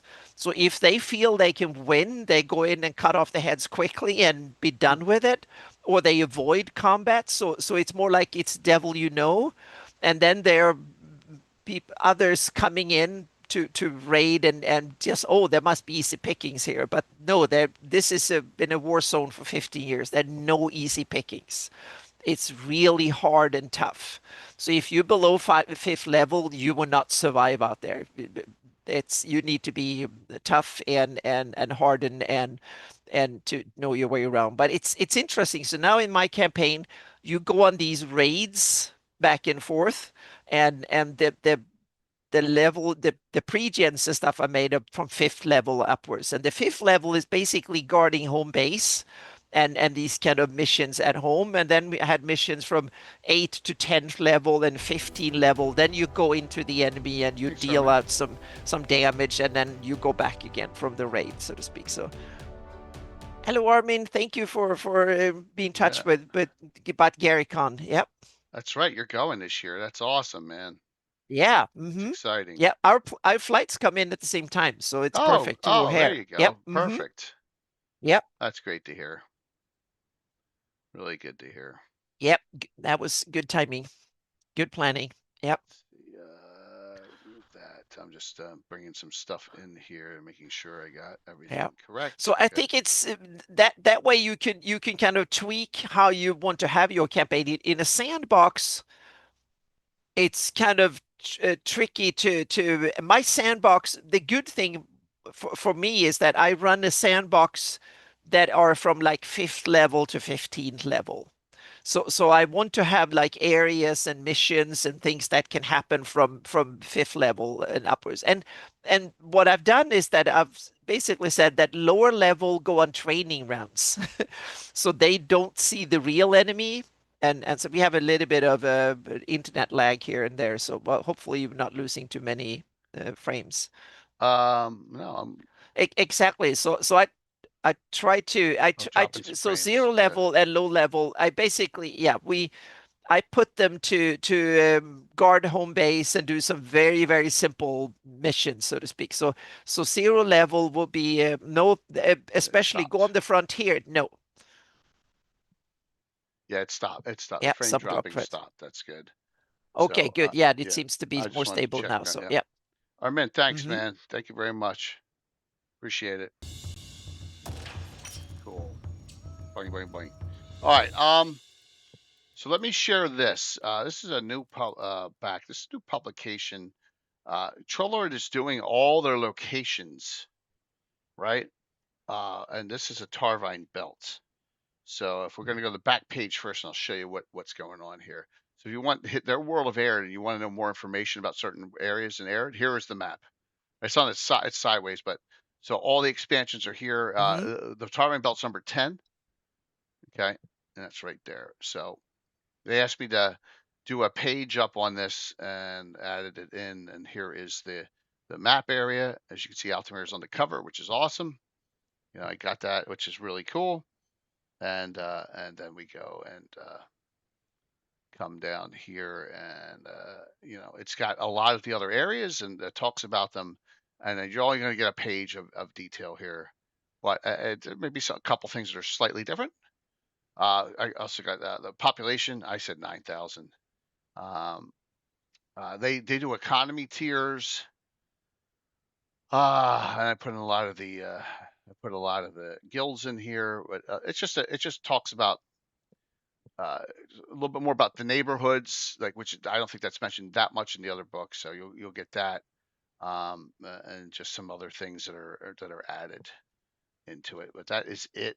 One full page on Altimira there, and I know someone else did Freiburg, which is another town, Freiburg, which is another town in the area there. So something interesting. If you want to take a look at it, and they have, I don't know if they're all out yet or not. Chuck would be able to tell you, but like that's something that is I find cool that they're doing those expansion books, and I was glad to write for it. Just one page on it, but they're both available. So you got this one free down, this one free download, and this one a little bit of money, but not much on it there. It's kind of cool. So what questions do any of you have? Gotta have something. I know there were some early ones. I explained how it came about thanks to Tim. Yeah, I can mention while we're waiting for questions. Yeah. In the Hawktail rules, I have a lore function. So when you're in an area, you get to know it like a city or a country or an enemy, meaning you deal a lot with IUs and stuff.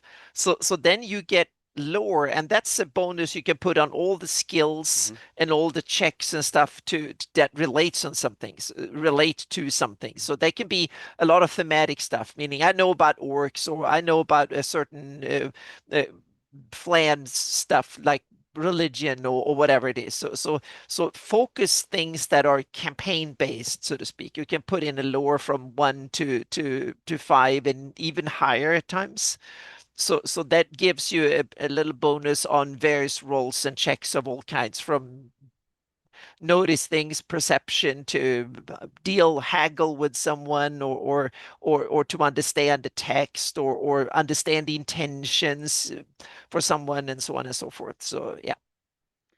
McLeod, the answer to that's no, they're not. So I concentrate in this area with the special groups. It's just because there's a lot going on here. But here, Yeah, but you've been in other areas too, like up in the Shieldlands and the so here we go. and stuff. Main areas: Altimira through the Sus, Mm-hmm. Pomarsh, all the keeps, every single keep from Wales Castle up along this border. That's a ruin. That's White Tower outpost, not one, not Thunderstrike. All those are Knight of York keeps. Lots of adventuring. The Watcher's Towers out in the middle of the Pomarsh, both Knight of York keeps. Had an entire 2-month scenario we did where we started streaming. Probably year 2 of our streaming. Scenario after scenario after scenario. Okay. So some in Highport, not much. There's Lord Page's estate, and I created that Howarding for me. Wild Coast, Narwhal. The Narwhal Headhunters are located here. Some of these towns are actually Troller Games locations.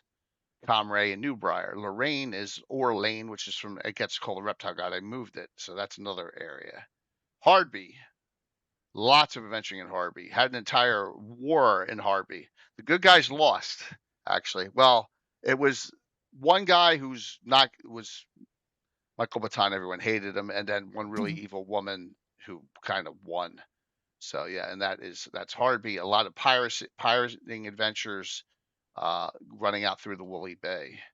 Free City GREYHAWK, lots of adventuring there. I think there's 5 active adventuring groups, all throughout the Cairn Hills.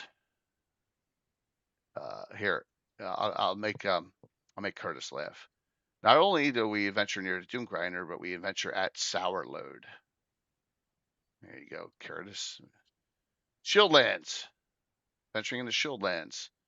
Some locations are, mine's a little different than Anna's, but it's okay. This is my map based on locations and the Free Weavers land. So Shieldlands adventuring. And then the Vestby Forest. Those are the locations for me. That's a lot. Is there any hidden artifacts, relics in the Shieldlands, or is anything worth? Of course there are. Because everything's yeah, not. Yeah, go ahead. yeah. Anna. In my campaign, there's plenty. Some of them are old in that sense that they've been there for many. I have it that Dragotha ruled the area. We have back in the Flan days, before the Great Kingdom and early on before migration that took off, so to speak. Then Dragotha and the old Flan and stuff, they battled it out, and the early Origians came in. And there were a few elves up there too back then. And there are some artifacts and stuff hidden from that time even, and not artifacts, but there's some treasure and stuff hidden. Most of it is already either taken off into, were taken to Molag and stuff. And also then when the Great Kingdom and Erdi set up shop and started dominating, people who fled, they brought their treasure and stuff to bury and to hide from the new overlords of the Flannies, so to speak. And a lot of that ended up in the Bandit Kingdoms, and some of them ended up in the outskirts and Shieldlands, because Shieldlands was the border area by then. So a lot of people who wanted to stay away from the Great Kingdom for various reasons, they set up shop in the borderlands, and that's how you got some stuff from that area. You have Bolan, Castle Mukos, and places like that were established at that time. Yeah. And there might be some things still hidden in the basements there, so to speak. Maybe nothing significant, but there's certain things. And then you had the other wave was then people came and stole the stuff that was hidden in places like Stasser and you have Molag and other places. They were raided and stolen, and then things were stolen back. And then Ayus came in, and the Horn Society came in and took the treasure from that the Shieldlanders and stuff had taken. So there's been a lot of stealing back and forth, and some of that has been buried and had. And then you have Dragotha's horde up in the White Plume Mountain and the Wormclaw Fissure and Rift Canyon area. And you also have, from there, you have Veralos, that old Flan place from then too. So there are some cool old places that are still sitting around here and there. And also it's this frontier area. So I would have it that they're not that much genuine treasures in that sense that they are artifacts or enormously wealthy, but they are interesting things hidden away here and there. And you have the various many people that were wealthy and powerful by the time, by the standards. Meaning you have one example is Cass Dalvier, meaning he's been around there for centuries, and he probably hoarded some stuff, and it's probably sitting in his domain and his basements and stuff, well guarded, but it's still there. So there are some pickings for brave adventurers. And then you have others who have been pillaging. Free Reavers is another bunch of critters who've been pillaging for a few decades. You'll know about the Free Reavers history coming up too, everyone. Mm-hmm. Oops. Okay. Okay. Yep. So here's something there, Wu-Tang, you can actually in published source of an artifact right here. So I put it at the ruins of, and this is my friend, the grad of his estate's not on that his map, but you can put it anywhere you want. Treasures of GREYHAWK. Page 60, the adventure crossing into Steel. That takes place in the Shieldlands. Take a look at it. It's worth it. It's really good. And then if you want to, eventually you can run the sequel to it, The Face of Xenos, which is afterwards. But there's no reason you have to do it right after. Okay? Yep. A lot of people don't know that you actually have a GREYHAWK adventure. Yep. Take a look at it. It's really cool. Good question. Mm-hmm. Yeah. Great question. Yeah. Yeah. Definitely. Definitely. It looks like I dropped a couple other frames. Hold on 1 second. Hold on. I guarantee you my son has 20 screens open downstairs. Yeah. Yeah, we even have some Zoom issues, and we normally don't Yeah, have that. yeah, it's him. Guarantee it. You have to give him his own internet connection, Oh my separate God. from yours. Yeah, I guarantee that's what it is. Guarantee it. I think it's back now. Yeah. Yeah. No, Dennis, no, I'd love to see it sometime. I'd love to see that. Yeah, I'm just saying that. Yeah, I should not be like I literally connected a router right here. I should not have any issues. So it's either Twitch or it's him. So I sent him a text. Yeah. Um, I know. It's just like, and they don't close anything. They never close any windows. I'm like, why do you have 3 YouTube things up at the same time? They're all running. You know, Mhm. it's just like crazy. Do you have jousting info in the book? No, I do not. Jousting info is easy to get a hold of, though. Okay, Kafarin, if you want it. Um, it's not. It doesn't make sense for this what's going on. But like, so here, let me go to my Grand Joust. Grand Joust, Grand Joust. It's probably under Joust here, and I'll show you. So Dragon 17 is all you need. Okay. Now I'm not going to tell you what my special rules are off this, but there it is. Dragon 17. It's all you need. Now, like I said, I have some special rules I use for my end, but you can figure out, what you want to do and what changes you want to make. But this is all you need for jousting. Yep. Yep. So, one of the, all right, cool, man. Cool. Yep. Dragon 17. I am running the Grand Joust at Concoction for anyone who's going to be there on Saturday night at 7 o'clock. I have 14 Oh, cool. signups. I have 2 reserved seats. So yes, I have 14 open signups for it. Yeah, it's easy, man. Just don't worry about the damage, the hit point damage. It's not about that. It's about unhorsing and horsing and points and stuff like that. So yeah, I would that's what I would use. It's simple. It's real easy. All you do is set your attack point, defense point, compare come up with a formula to compare who's better with it, your attack pluses, your defenses, and then it's easy to go on that. Yeah. Uh I have a web. I have one of those that has a web, a special gigahertz dedicated web for the entire house. That's how I'm able to stream down in the basement with a wireless router up 2 flights of stairs up to this. I mean, I couldn't figure out how to do it because my wife didn't want me drilling holes out all over the place, right? For that, so it's more I can't like he just knows that when I'm streaming, he can have Discord open and hit whatever he's playing open, and then there's no problems. But if you have 20, literally, I guarantee it'll be like click, click, click, click, click, click. I'll be like, what the hell are you doing? What do you need this all for? Yeah. So, yeah, it's crazy. He's great. Yeah. So, okay. Any other questions? I know we got some time here still. Yeah. So, Altimira threats in the past. as we're waiting for questions. Couple Yeah, years the history. Yeah. history, yes. So what has been recent history? So the town built up.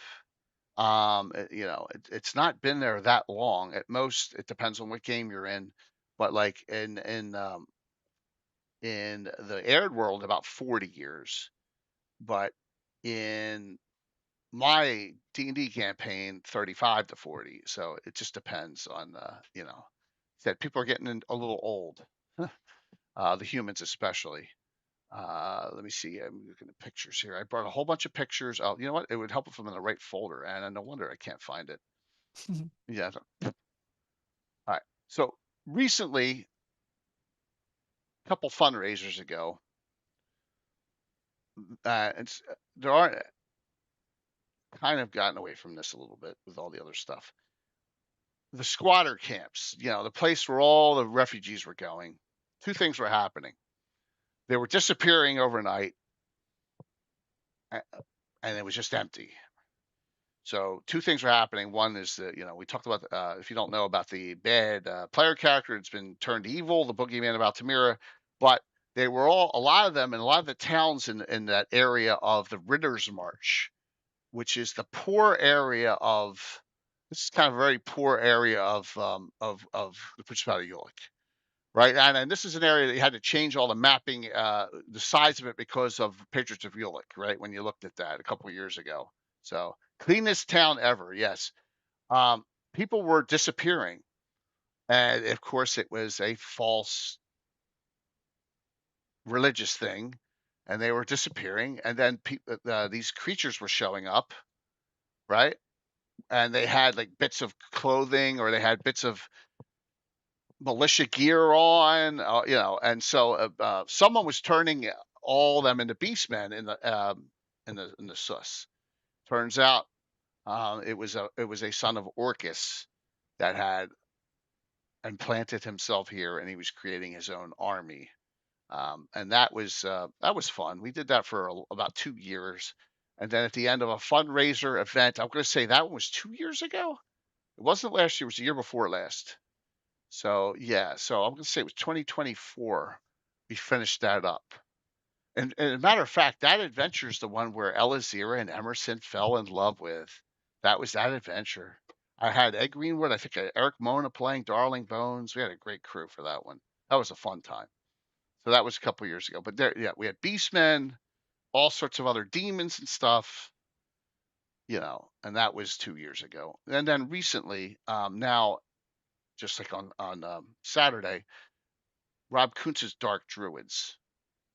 Now, according to Rob's lore, he has a little different area than what he, you know, because if you know, shit, if you know Rob, the one thing about him is he's a Gary disciple. So if Gary didn't write it, it didn't exist. So this area of the gnarly forest is where I have Dark Druids throughout, right? The cult of the Dark Druids. I think he has it more down here, right? And there's this forest down here on his map he has. It doesn't exist. Okay. That doesn't Yeah. exist in GREYHAWK, but he made it in his version. Well, of course, there's some trees there, so Right, but there's not a it's whole yeah. forest there, right? You know Well, what it I mean? depends on what you mean. If you look Yeah, at it on a battle map, so sure, that can yeah, be forest. But if you look at it yeah. on a setting map, no, not that big. Hey, Michael. Yeah, Michael, we're talking about you a little while ago. So, but like, so he has his Dark Druids. So I have the Dark Druids as a thorn in the side to the Narwhal Headhunters. So, Hmm. but for Abominations Abound, the fundraiser, I started saying, well, the Swiss Forest is rife for Dark Druids, so we're going to start bringing them in a little bit. So they were the ones summoning all the abominations, or attempting to, with all different sorts of other vile creatures, and that was fun. I had a blast with that.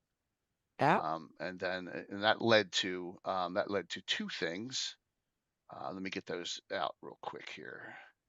Plaguing the city area. 116. Wow, we've done that many adventures. That can't be right. 168.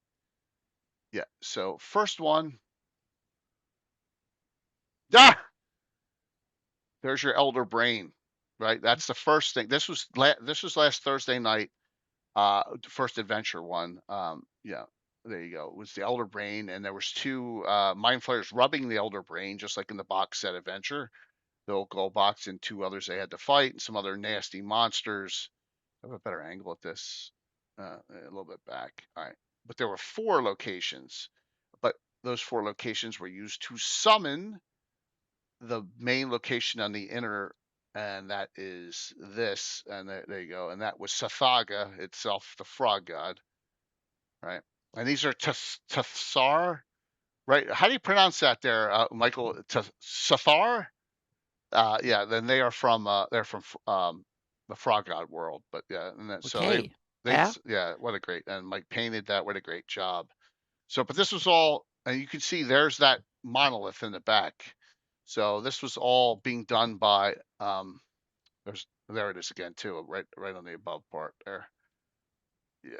And this was being done. Curtis played in this, Brett played in this, Darling Bones, Ed, Amanda played in this. It was a fun game.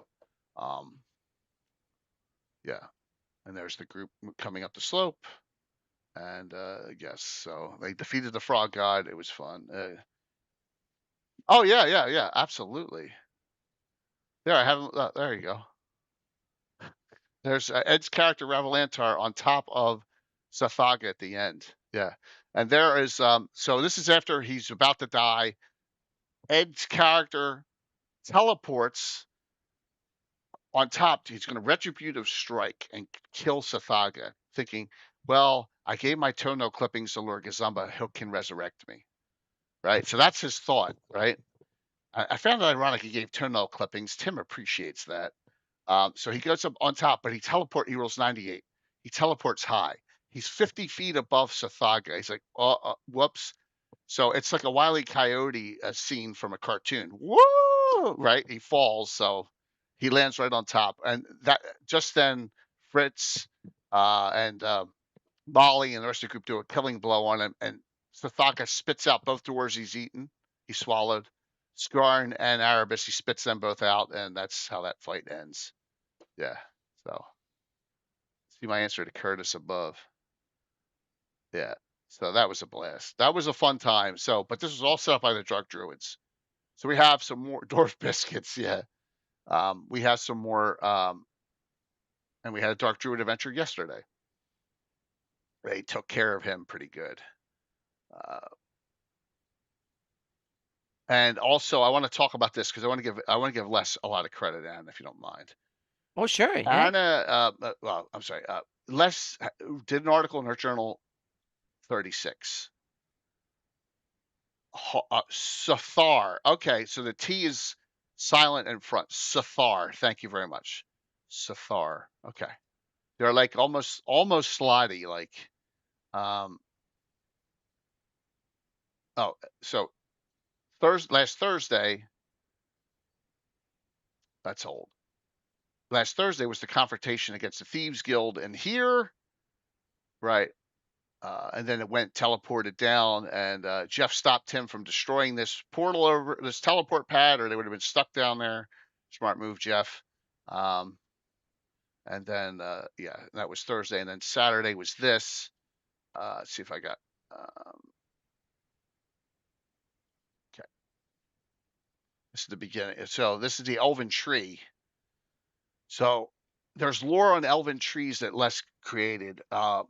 And he states that there are 3 specifically in the SUS that were made, and basically, Grails volunteered to be buried and planted almost in a hole, and then I guess it's an excruciating process. They become one with a tree and become this elven tree. Their bones. It's kind of gross when you read the article. I mean, less.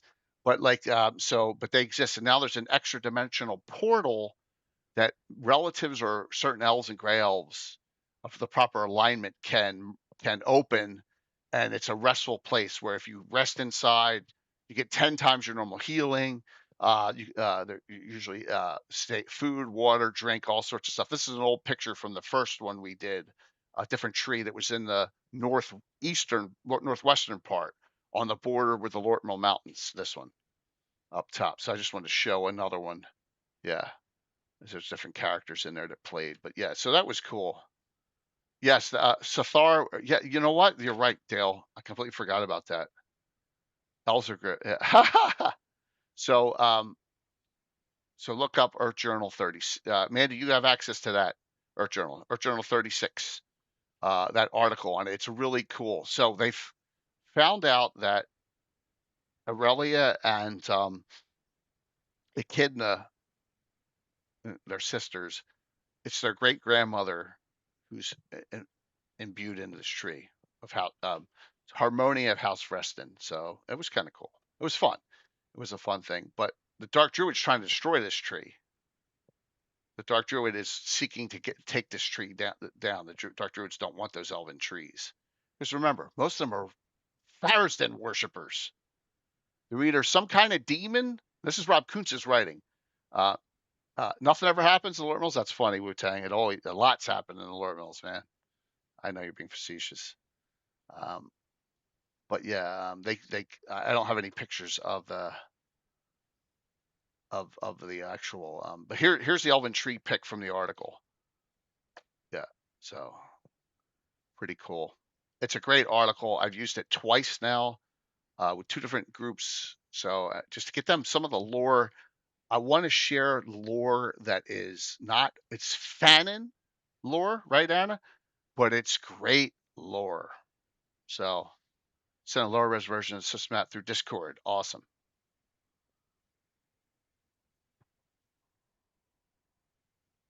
Oh my gosh, yeah. Wow. Here, give me 1 sec. Awesome. Yeah, you Yeah. got it too, Anna? I mean, that's cool. Hold on 1 second. You guys aren't gonna be able to see much detail on this, but let me save it at least, so I can share this with you. Shut that off. That's cool. There you go. As you can see, Sus running up to here, running through the Sus up. No, Sus is about here. Welkwood to here, Gnarly up here. I love that little creature you have on the left there. Yeah, It looks that's really that's a awesome. real dead animal. I'm just kidding. No, it's not. Yeah, that's funny. Awesome, dude. You should definitely, Dennis. You should definitely high Oh res yeah, we digitize want that. We want to, yeah, we want to Yeah, see it. You want to yeah, see it. absolutely. Yes. You should absolutely do that, man. That would be great. So Dennis's campaign is only a few months lesser in age than mine, like by 2. So Dennis has been playing 46 years as well, since 1980. The great Malden. Very cool. Also brought out this from Glades of Death. Oh, not that picture. That there's that other, that's a Dark Druid site. This is this was me prepping pictures, and that is this, a lightning treant, which basically sucks the static electricity out and then blasts you with it, and it's immune to lightning, and it does very limited. Oh, No, actually, cool. lightning heals it, I think, and Yeah. then a fire actually does nothing to it. So I use the lightning treant as well there, and there's the secret entrance down that becomes visible. So, yep, yeah. The Sons of Marchanter. What is that, Dennis? I don't even know that name. Should I? Is there an OS? No, there's not. It came out during 3rd edition era. There is no OSR version of that, unfortunately. But it's so easy to convert. Yeah, it is great. There should be. They should rewrite it. But I don't know if in the certain state that they're in that they would do that. Oh, it's your evil cult from the city of Melkot. No, I got enough evil cults running around. You got enough evil cults. One other evil cult. Yeah. In the Sus forest, and this is Tony Winslow Brill. If you have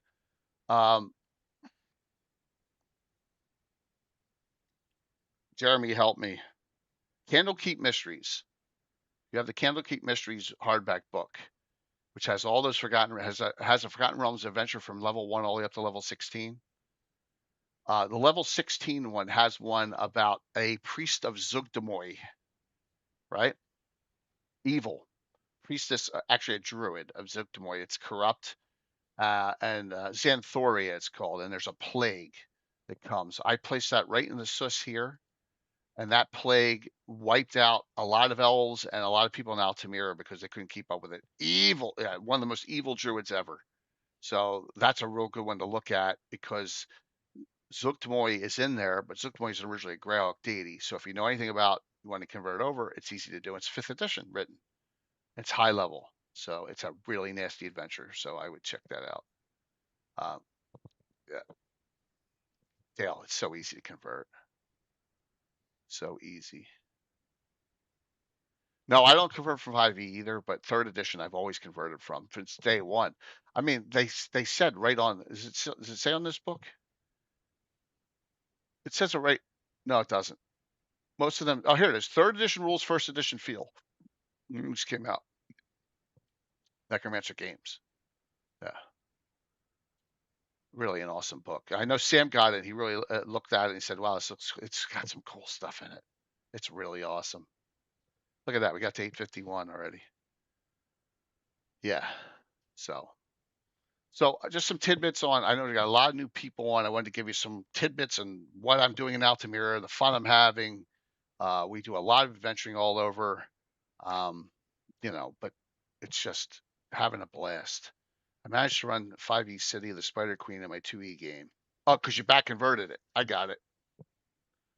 Well, that's cool, Dennis. I took Expeditions Druids of GREYHAWK, which was written in 3e, and converted that back to 1e, 2e. Not a big deal. I mean, those arrow demons in the third edition are nasty, and they're really nasty in the. I can't even imagine at first, So they're in Expeditions. Yep, I know, man. I know you love Necromancer game stuff, Dale, as much as I do. In fact, that kept me going through the 2000s. So I wasn't part of Living GREYHAWK or anything like that. And I have like every publication they ever came out with in hardback. I mean, or softback, whatever they came out with it.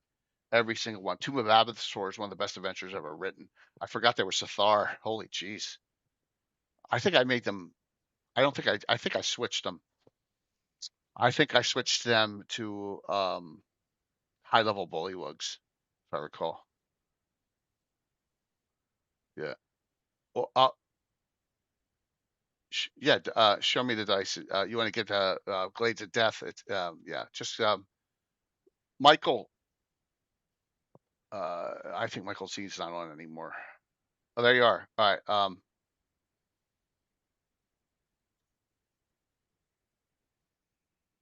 I'm going to send you something in Discord. Okay. All right. Here. So yep. All right. So what other questions do we have as we wind down here? This is a fun discussion that I got to talk really in depth about the campaign. I haven't done that in a while because we've had so many special things going on, and we got something really special going on for next Sunday. So yeah, now you need to tell us about that. Yes, we shall in 1 second. Anna, what do you got going on? Why don't we do that? What do you got going on this week? I'm deep into GaryCon prep. So right now I'm prepping the characters and all that stuff and monsters and stuff for the play. And also I've discovered another thing that I could improve. So I re-rendered the tiles that I rendered again.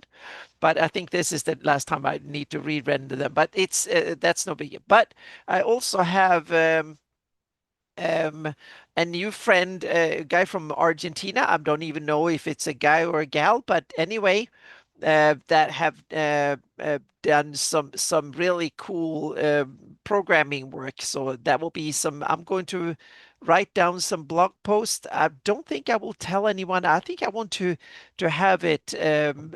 See if I can make some samples and make use of it, or just talk about it for my seminar. And so it will be when I get back. Well, I will show it on the mapping stream. I hope I have a chance to get some samples done using it. I'm not so sure about that, but at least talk about the potential because this is really, really, really, really cool. This is a whole new generation of cool tools. So it's just a tech demo. It's nothing more than that yet, but it's really, really, really cool. And it also builds on open source stuff. So that Nice. means that it's very, very usable. Doesn't cost a penny, and it's really, really cool. So that is something I want to see if I can get. That's why I tried to do getting all the slides done, getting all the game prep and stuff. So that is done right now. But I hope that I will be able to squeeze out at least one more set of banners before GaryCon. That is the Nice. goal. So at least one, and also some blog post about Hawktails and stuff, because I'm going to prep some PDFs and stuff for the players. So I'm going to post them on my blog as well, leading up to GaryCon. So those two will definitely come. And then I will save some other cool stuff for after GaryCon, because I want to. I might give it to my top patrons. I will put some screenshots and give them a YouTube link to a special YouTube video that is private, and just give them a teaser of what could come, because this is really, really cool. It doesn't look that cool yet, but once you get the grasp of the potential of this, you're going to love it. Very cool. I shared with Unlisted, you. yep. I shared with you the banner. Thank you very much for making the Altimira banner. I really appreciate Oh it. yeah, Love it. that was part of the fun. I Yep. love it. The So banner and the little pennant. Yep. yeah, let me find what I'm looking for here. All right, let me get out the schedule for next week And here. I post the link to my blog as well here, Patreon, just in case there's someone who might watch this whatever after, or I think everybody here knows it. So yep. All right, so here is what's coming up this week. Wednesday night. We're going in reverse. Mike's characters from his cartoon are leaving the Underdark. We are heading down. So we'll go in depth. We'll talk about the Drow series, D1 through 3. If we have time, we'll do D4, which Joe Block wrote, which has some really good information in it. But we're going to talk about, what happens after G3 and why. And it's an old series. The G through D series before Q1 came out was the pinnacle of the plot arc series that they did. I mean, it was done in 6 different adventures, but it's still basically could be a one long adventure path. And they made a GDQ series. They made it against Queen of Spiders. They put it all together in one big book, and they're saying that's the greatest adventure of all time that was voted. So okay, but we're going to talk about the D1, D2, and D3 on Wednesday. Thursday night, I'm going to run a 2-part, 2 sessions all-star game. All right. So if you know what has happened recently out there near Wolfmaster Keep, the dwarves of Wolfmaster Keep saved Lord Crestovere from an invasion. He's a human cavalier, and a lot of them were still stationed there. Well, Arabella was there, and Arabella and Crestovere saw in the distance flying around a dragon and decided on their best interest, we want to go slay that. So they took a lot of their troops, Skarn's troops, and went chasing after the dragon, because stupid is as stupid does, right? Yes. Rob, you knew this was coming? Come on. I foreshadowed it in a previous adventure. Dragon Hunt Part 1. So 2 weeks.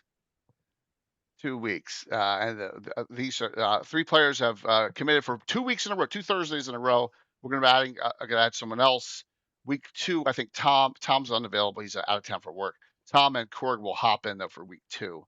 But week 1, I'll be adding one more. Probably Mike Disney if he's available. Yeah, what could possibly go wrong? So this is the final 2 Thursdays before GaryCon. So let's go out with a bang, right? Or something. Myriad's going to be playing Kazara. Show Me the Dice. Amanda's going to be playing Farah, and Rob's got Durgrim Flintblade, who hates Arabella. So that is Thursday, and then here there'll be a game hopefully Saturday. Haven't worked on that yet, but Sunday is a special event. I'm going to link the Kickstarter information for it. There we go. So I've never talked Shadow Dark on my channel, but we're going to next Sunday. So we're going to talk about the Juskara new backer kit with Bunny and Zane Daniel, who were the creators of it, and Tiffany Rose Nichols doing some writing for it. So we'll have them all on, and we'll just talk a little bit and get to know, maybe give me some information about Shadow Dark. I'm not going to, probably not going to play it, but just to see what it's all about. So yeah, I can go all over the place with stuff. So yeah, it'll be, give them some support too. There'll be a GaryCon as well, and we can just talk about some of the other projects they have too. Yep. Okay.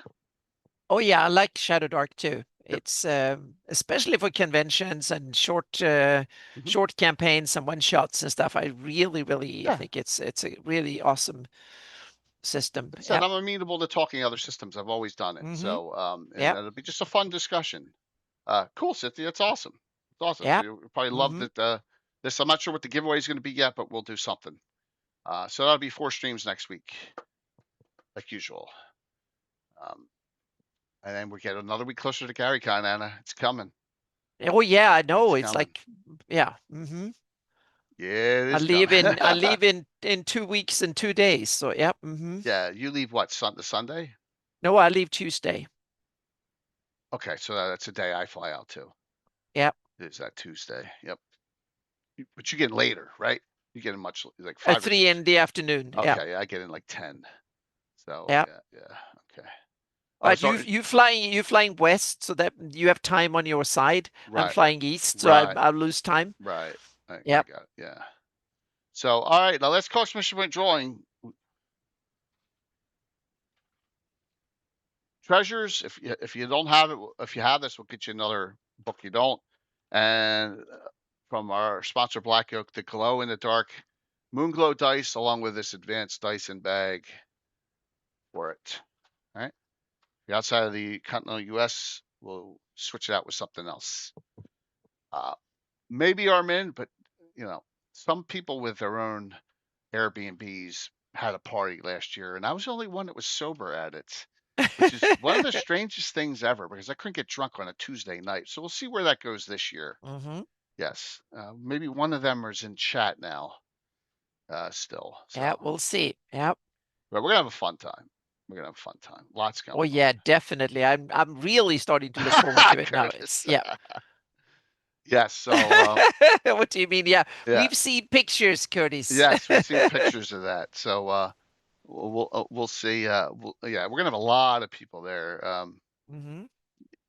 Look, McLeod. So let me tell you something.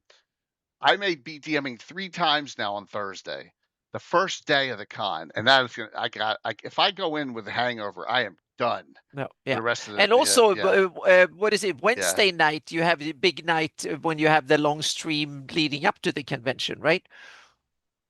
That's Wednesday night. Yep. Yeah, Michael, it didn't come over yet. The message I needed to send to you did not come over yet. So I'm sorry. I didn't get it. So I will work on it for Mike. I'll send it over. It's no rush. My apologies. It didn't come over because I requested information from someone else and I didn't get it yet. As soon as I have it, I'll send it over to you. So thank you. All right. Expert Point Drawing, are we good? Thank you all for a fun discussion. Really had a fun time and thank you tonight. everybody in chat here. Yeah, so, we're gonna have a good week of it's gonna be a good week of streaming this week. You're gonna sneak into the club like you did last time. They were really strict on that last year, Armin. So they're starting to be tough on it. Yep, really all of a sudden. tough on it. So, but when I'm gonna have my talk show there Wednesday night, so people are allowed in for that. So, yep. All right, here we go. Yeah, parties in your room. Yep. Mm-hmm. Yep. All right, closing this out. Thank you, Mike. Yeah. The winner tonight is, here we go, Kai Brightwing. As long as Kai's on, you got it, Kai. Yeah, Kai, congratulations. I think you already have treasures, though, don't you? I'm almost positive you already have this.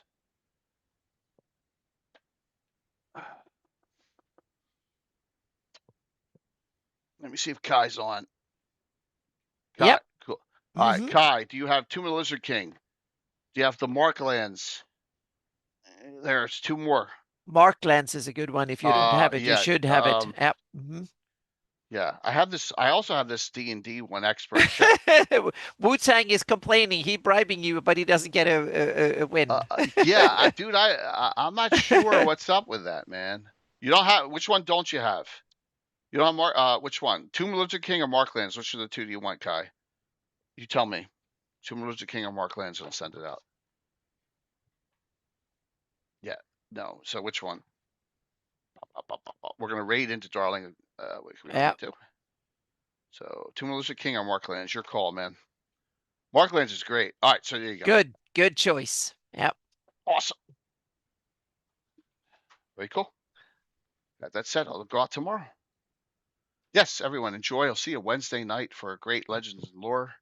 Other than that, I'll be around if you need me for anything. We'll be doing a lot of GaryCon prep. Lots of prep coming because I got to get terrain together. Got to send it out to Jeremy. I got to get my character sheets all together for everyone, and got to get all the miniatures put together and all that. So, yeah, it's fun. It's going to be a blast. Yep. Thank you all. We'll see you all. See you all soon in a couple days. Yep. Where is Bye. the right button? Oh man, here we go. Boom. Yep. Thanks. Say hi to Darling there.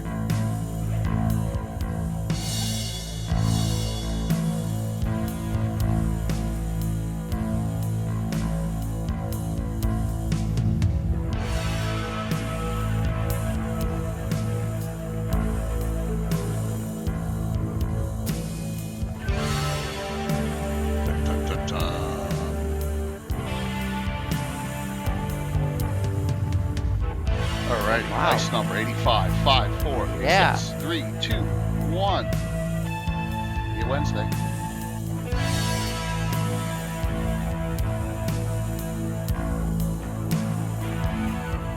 I got 55 months up. Awesome.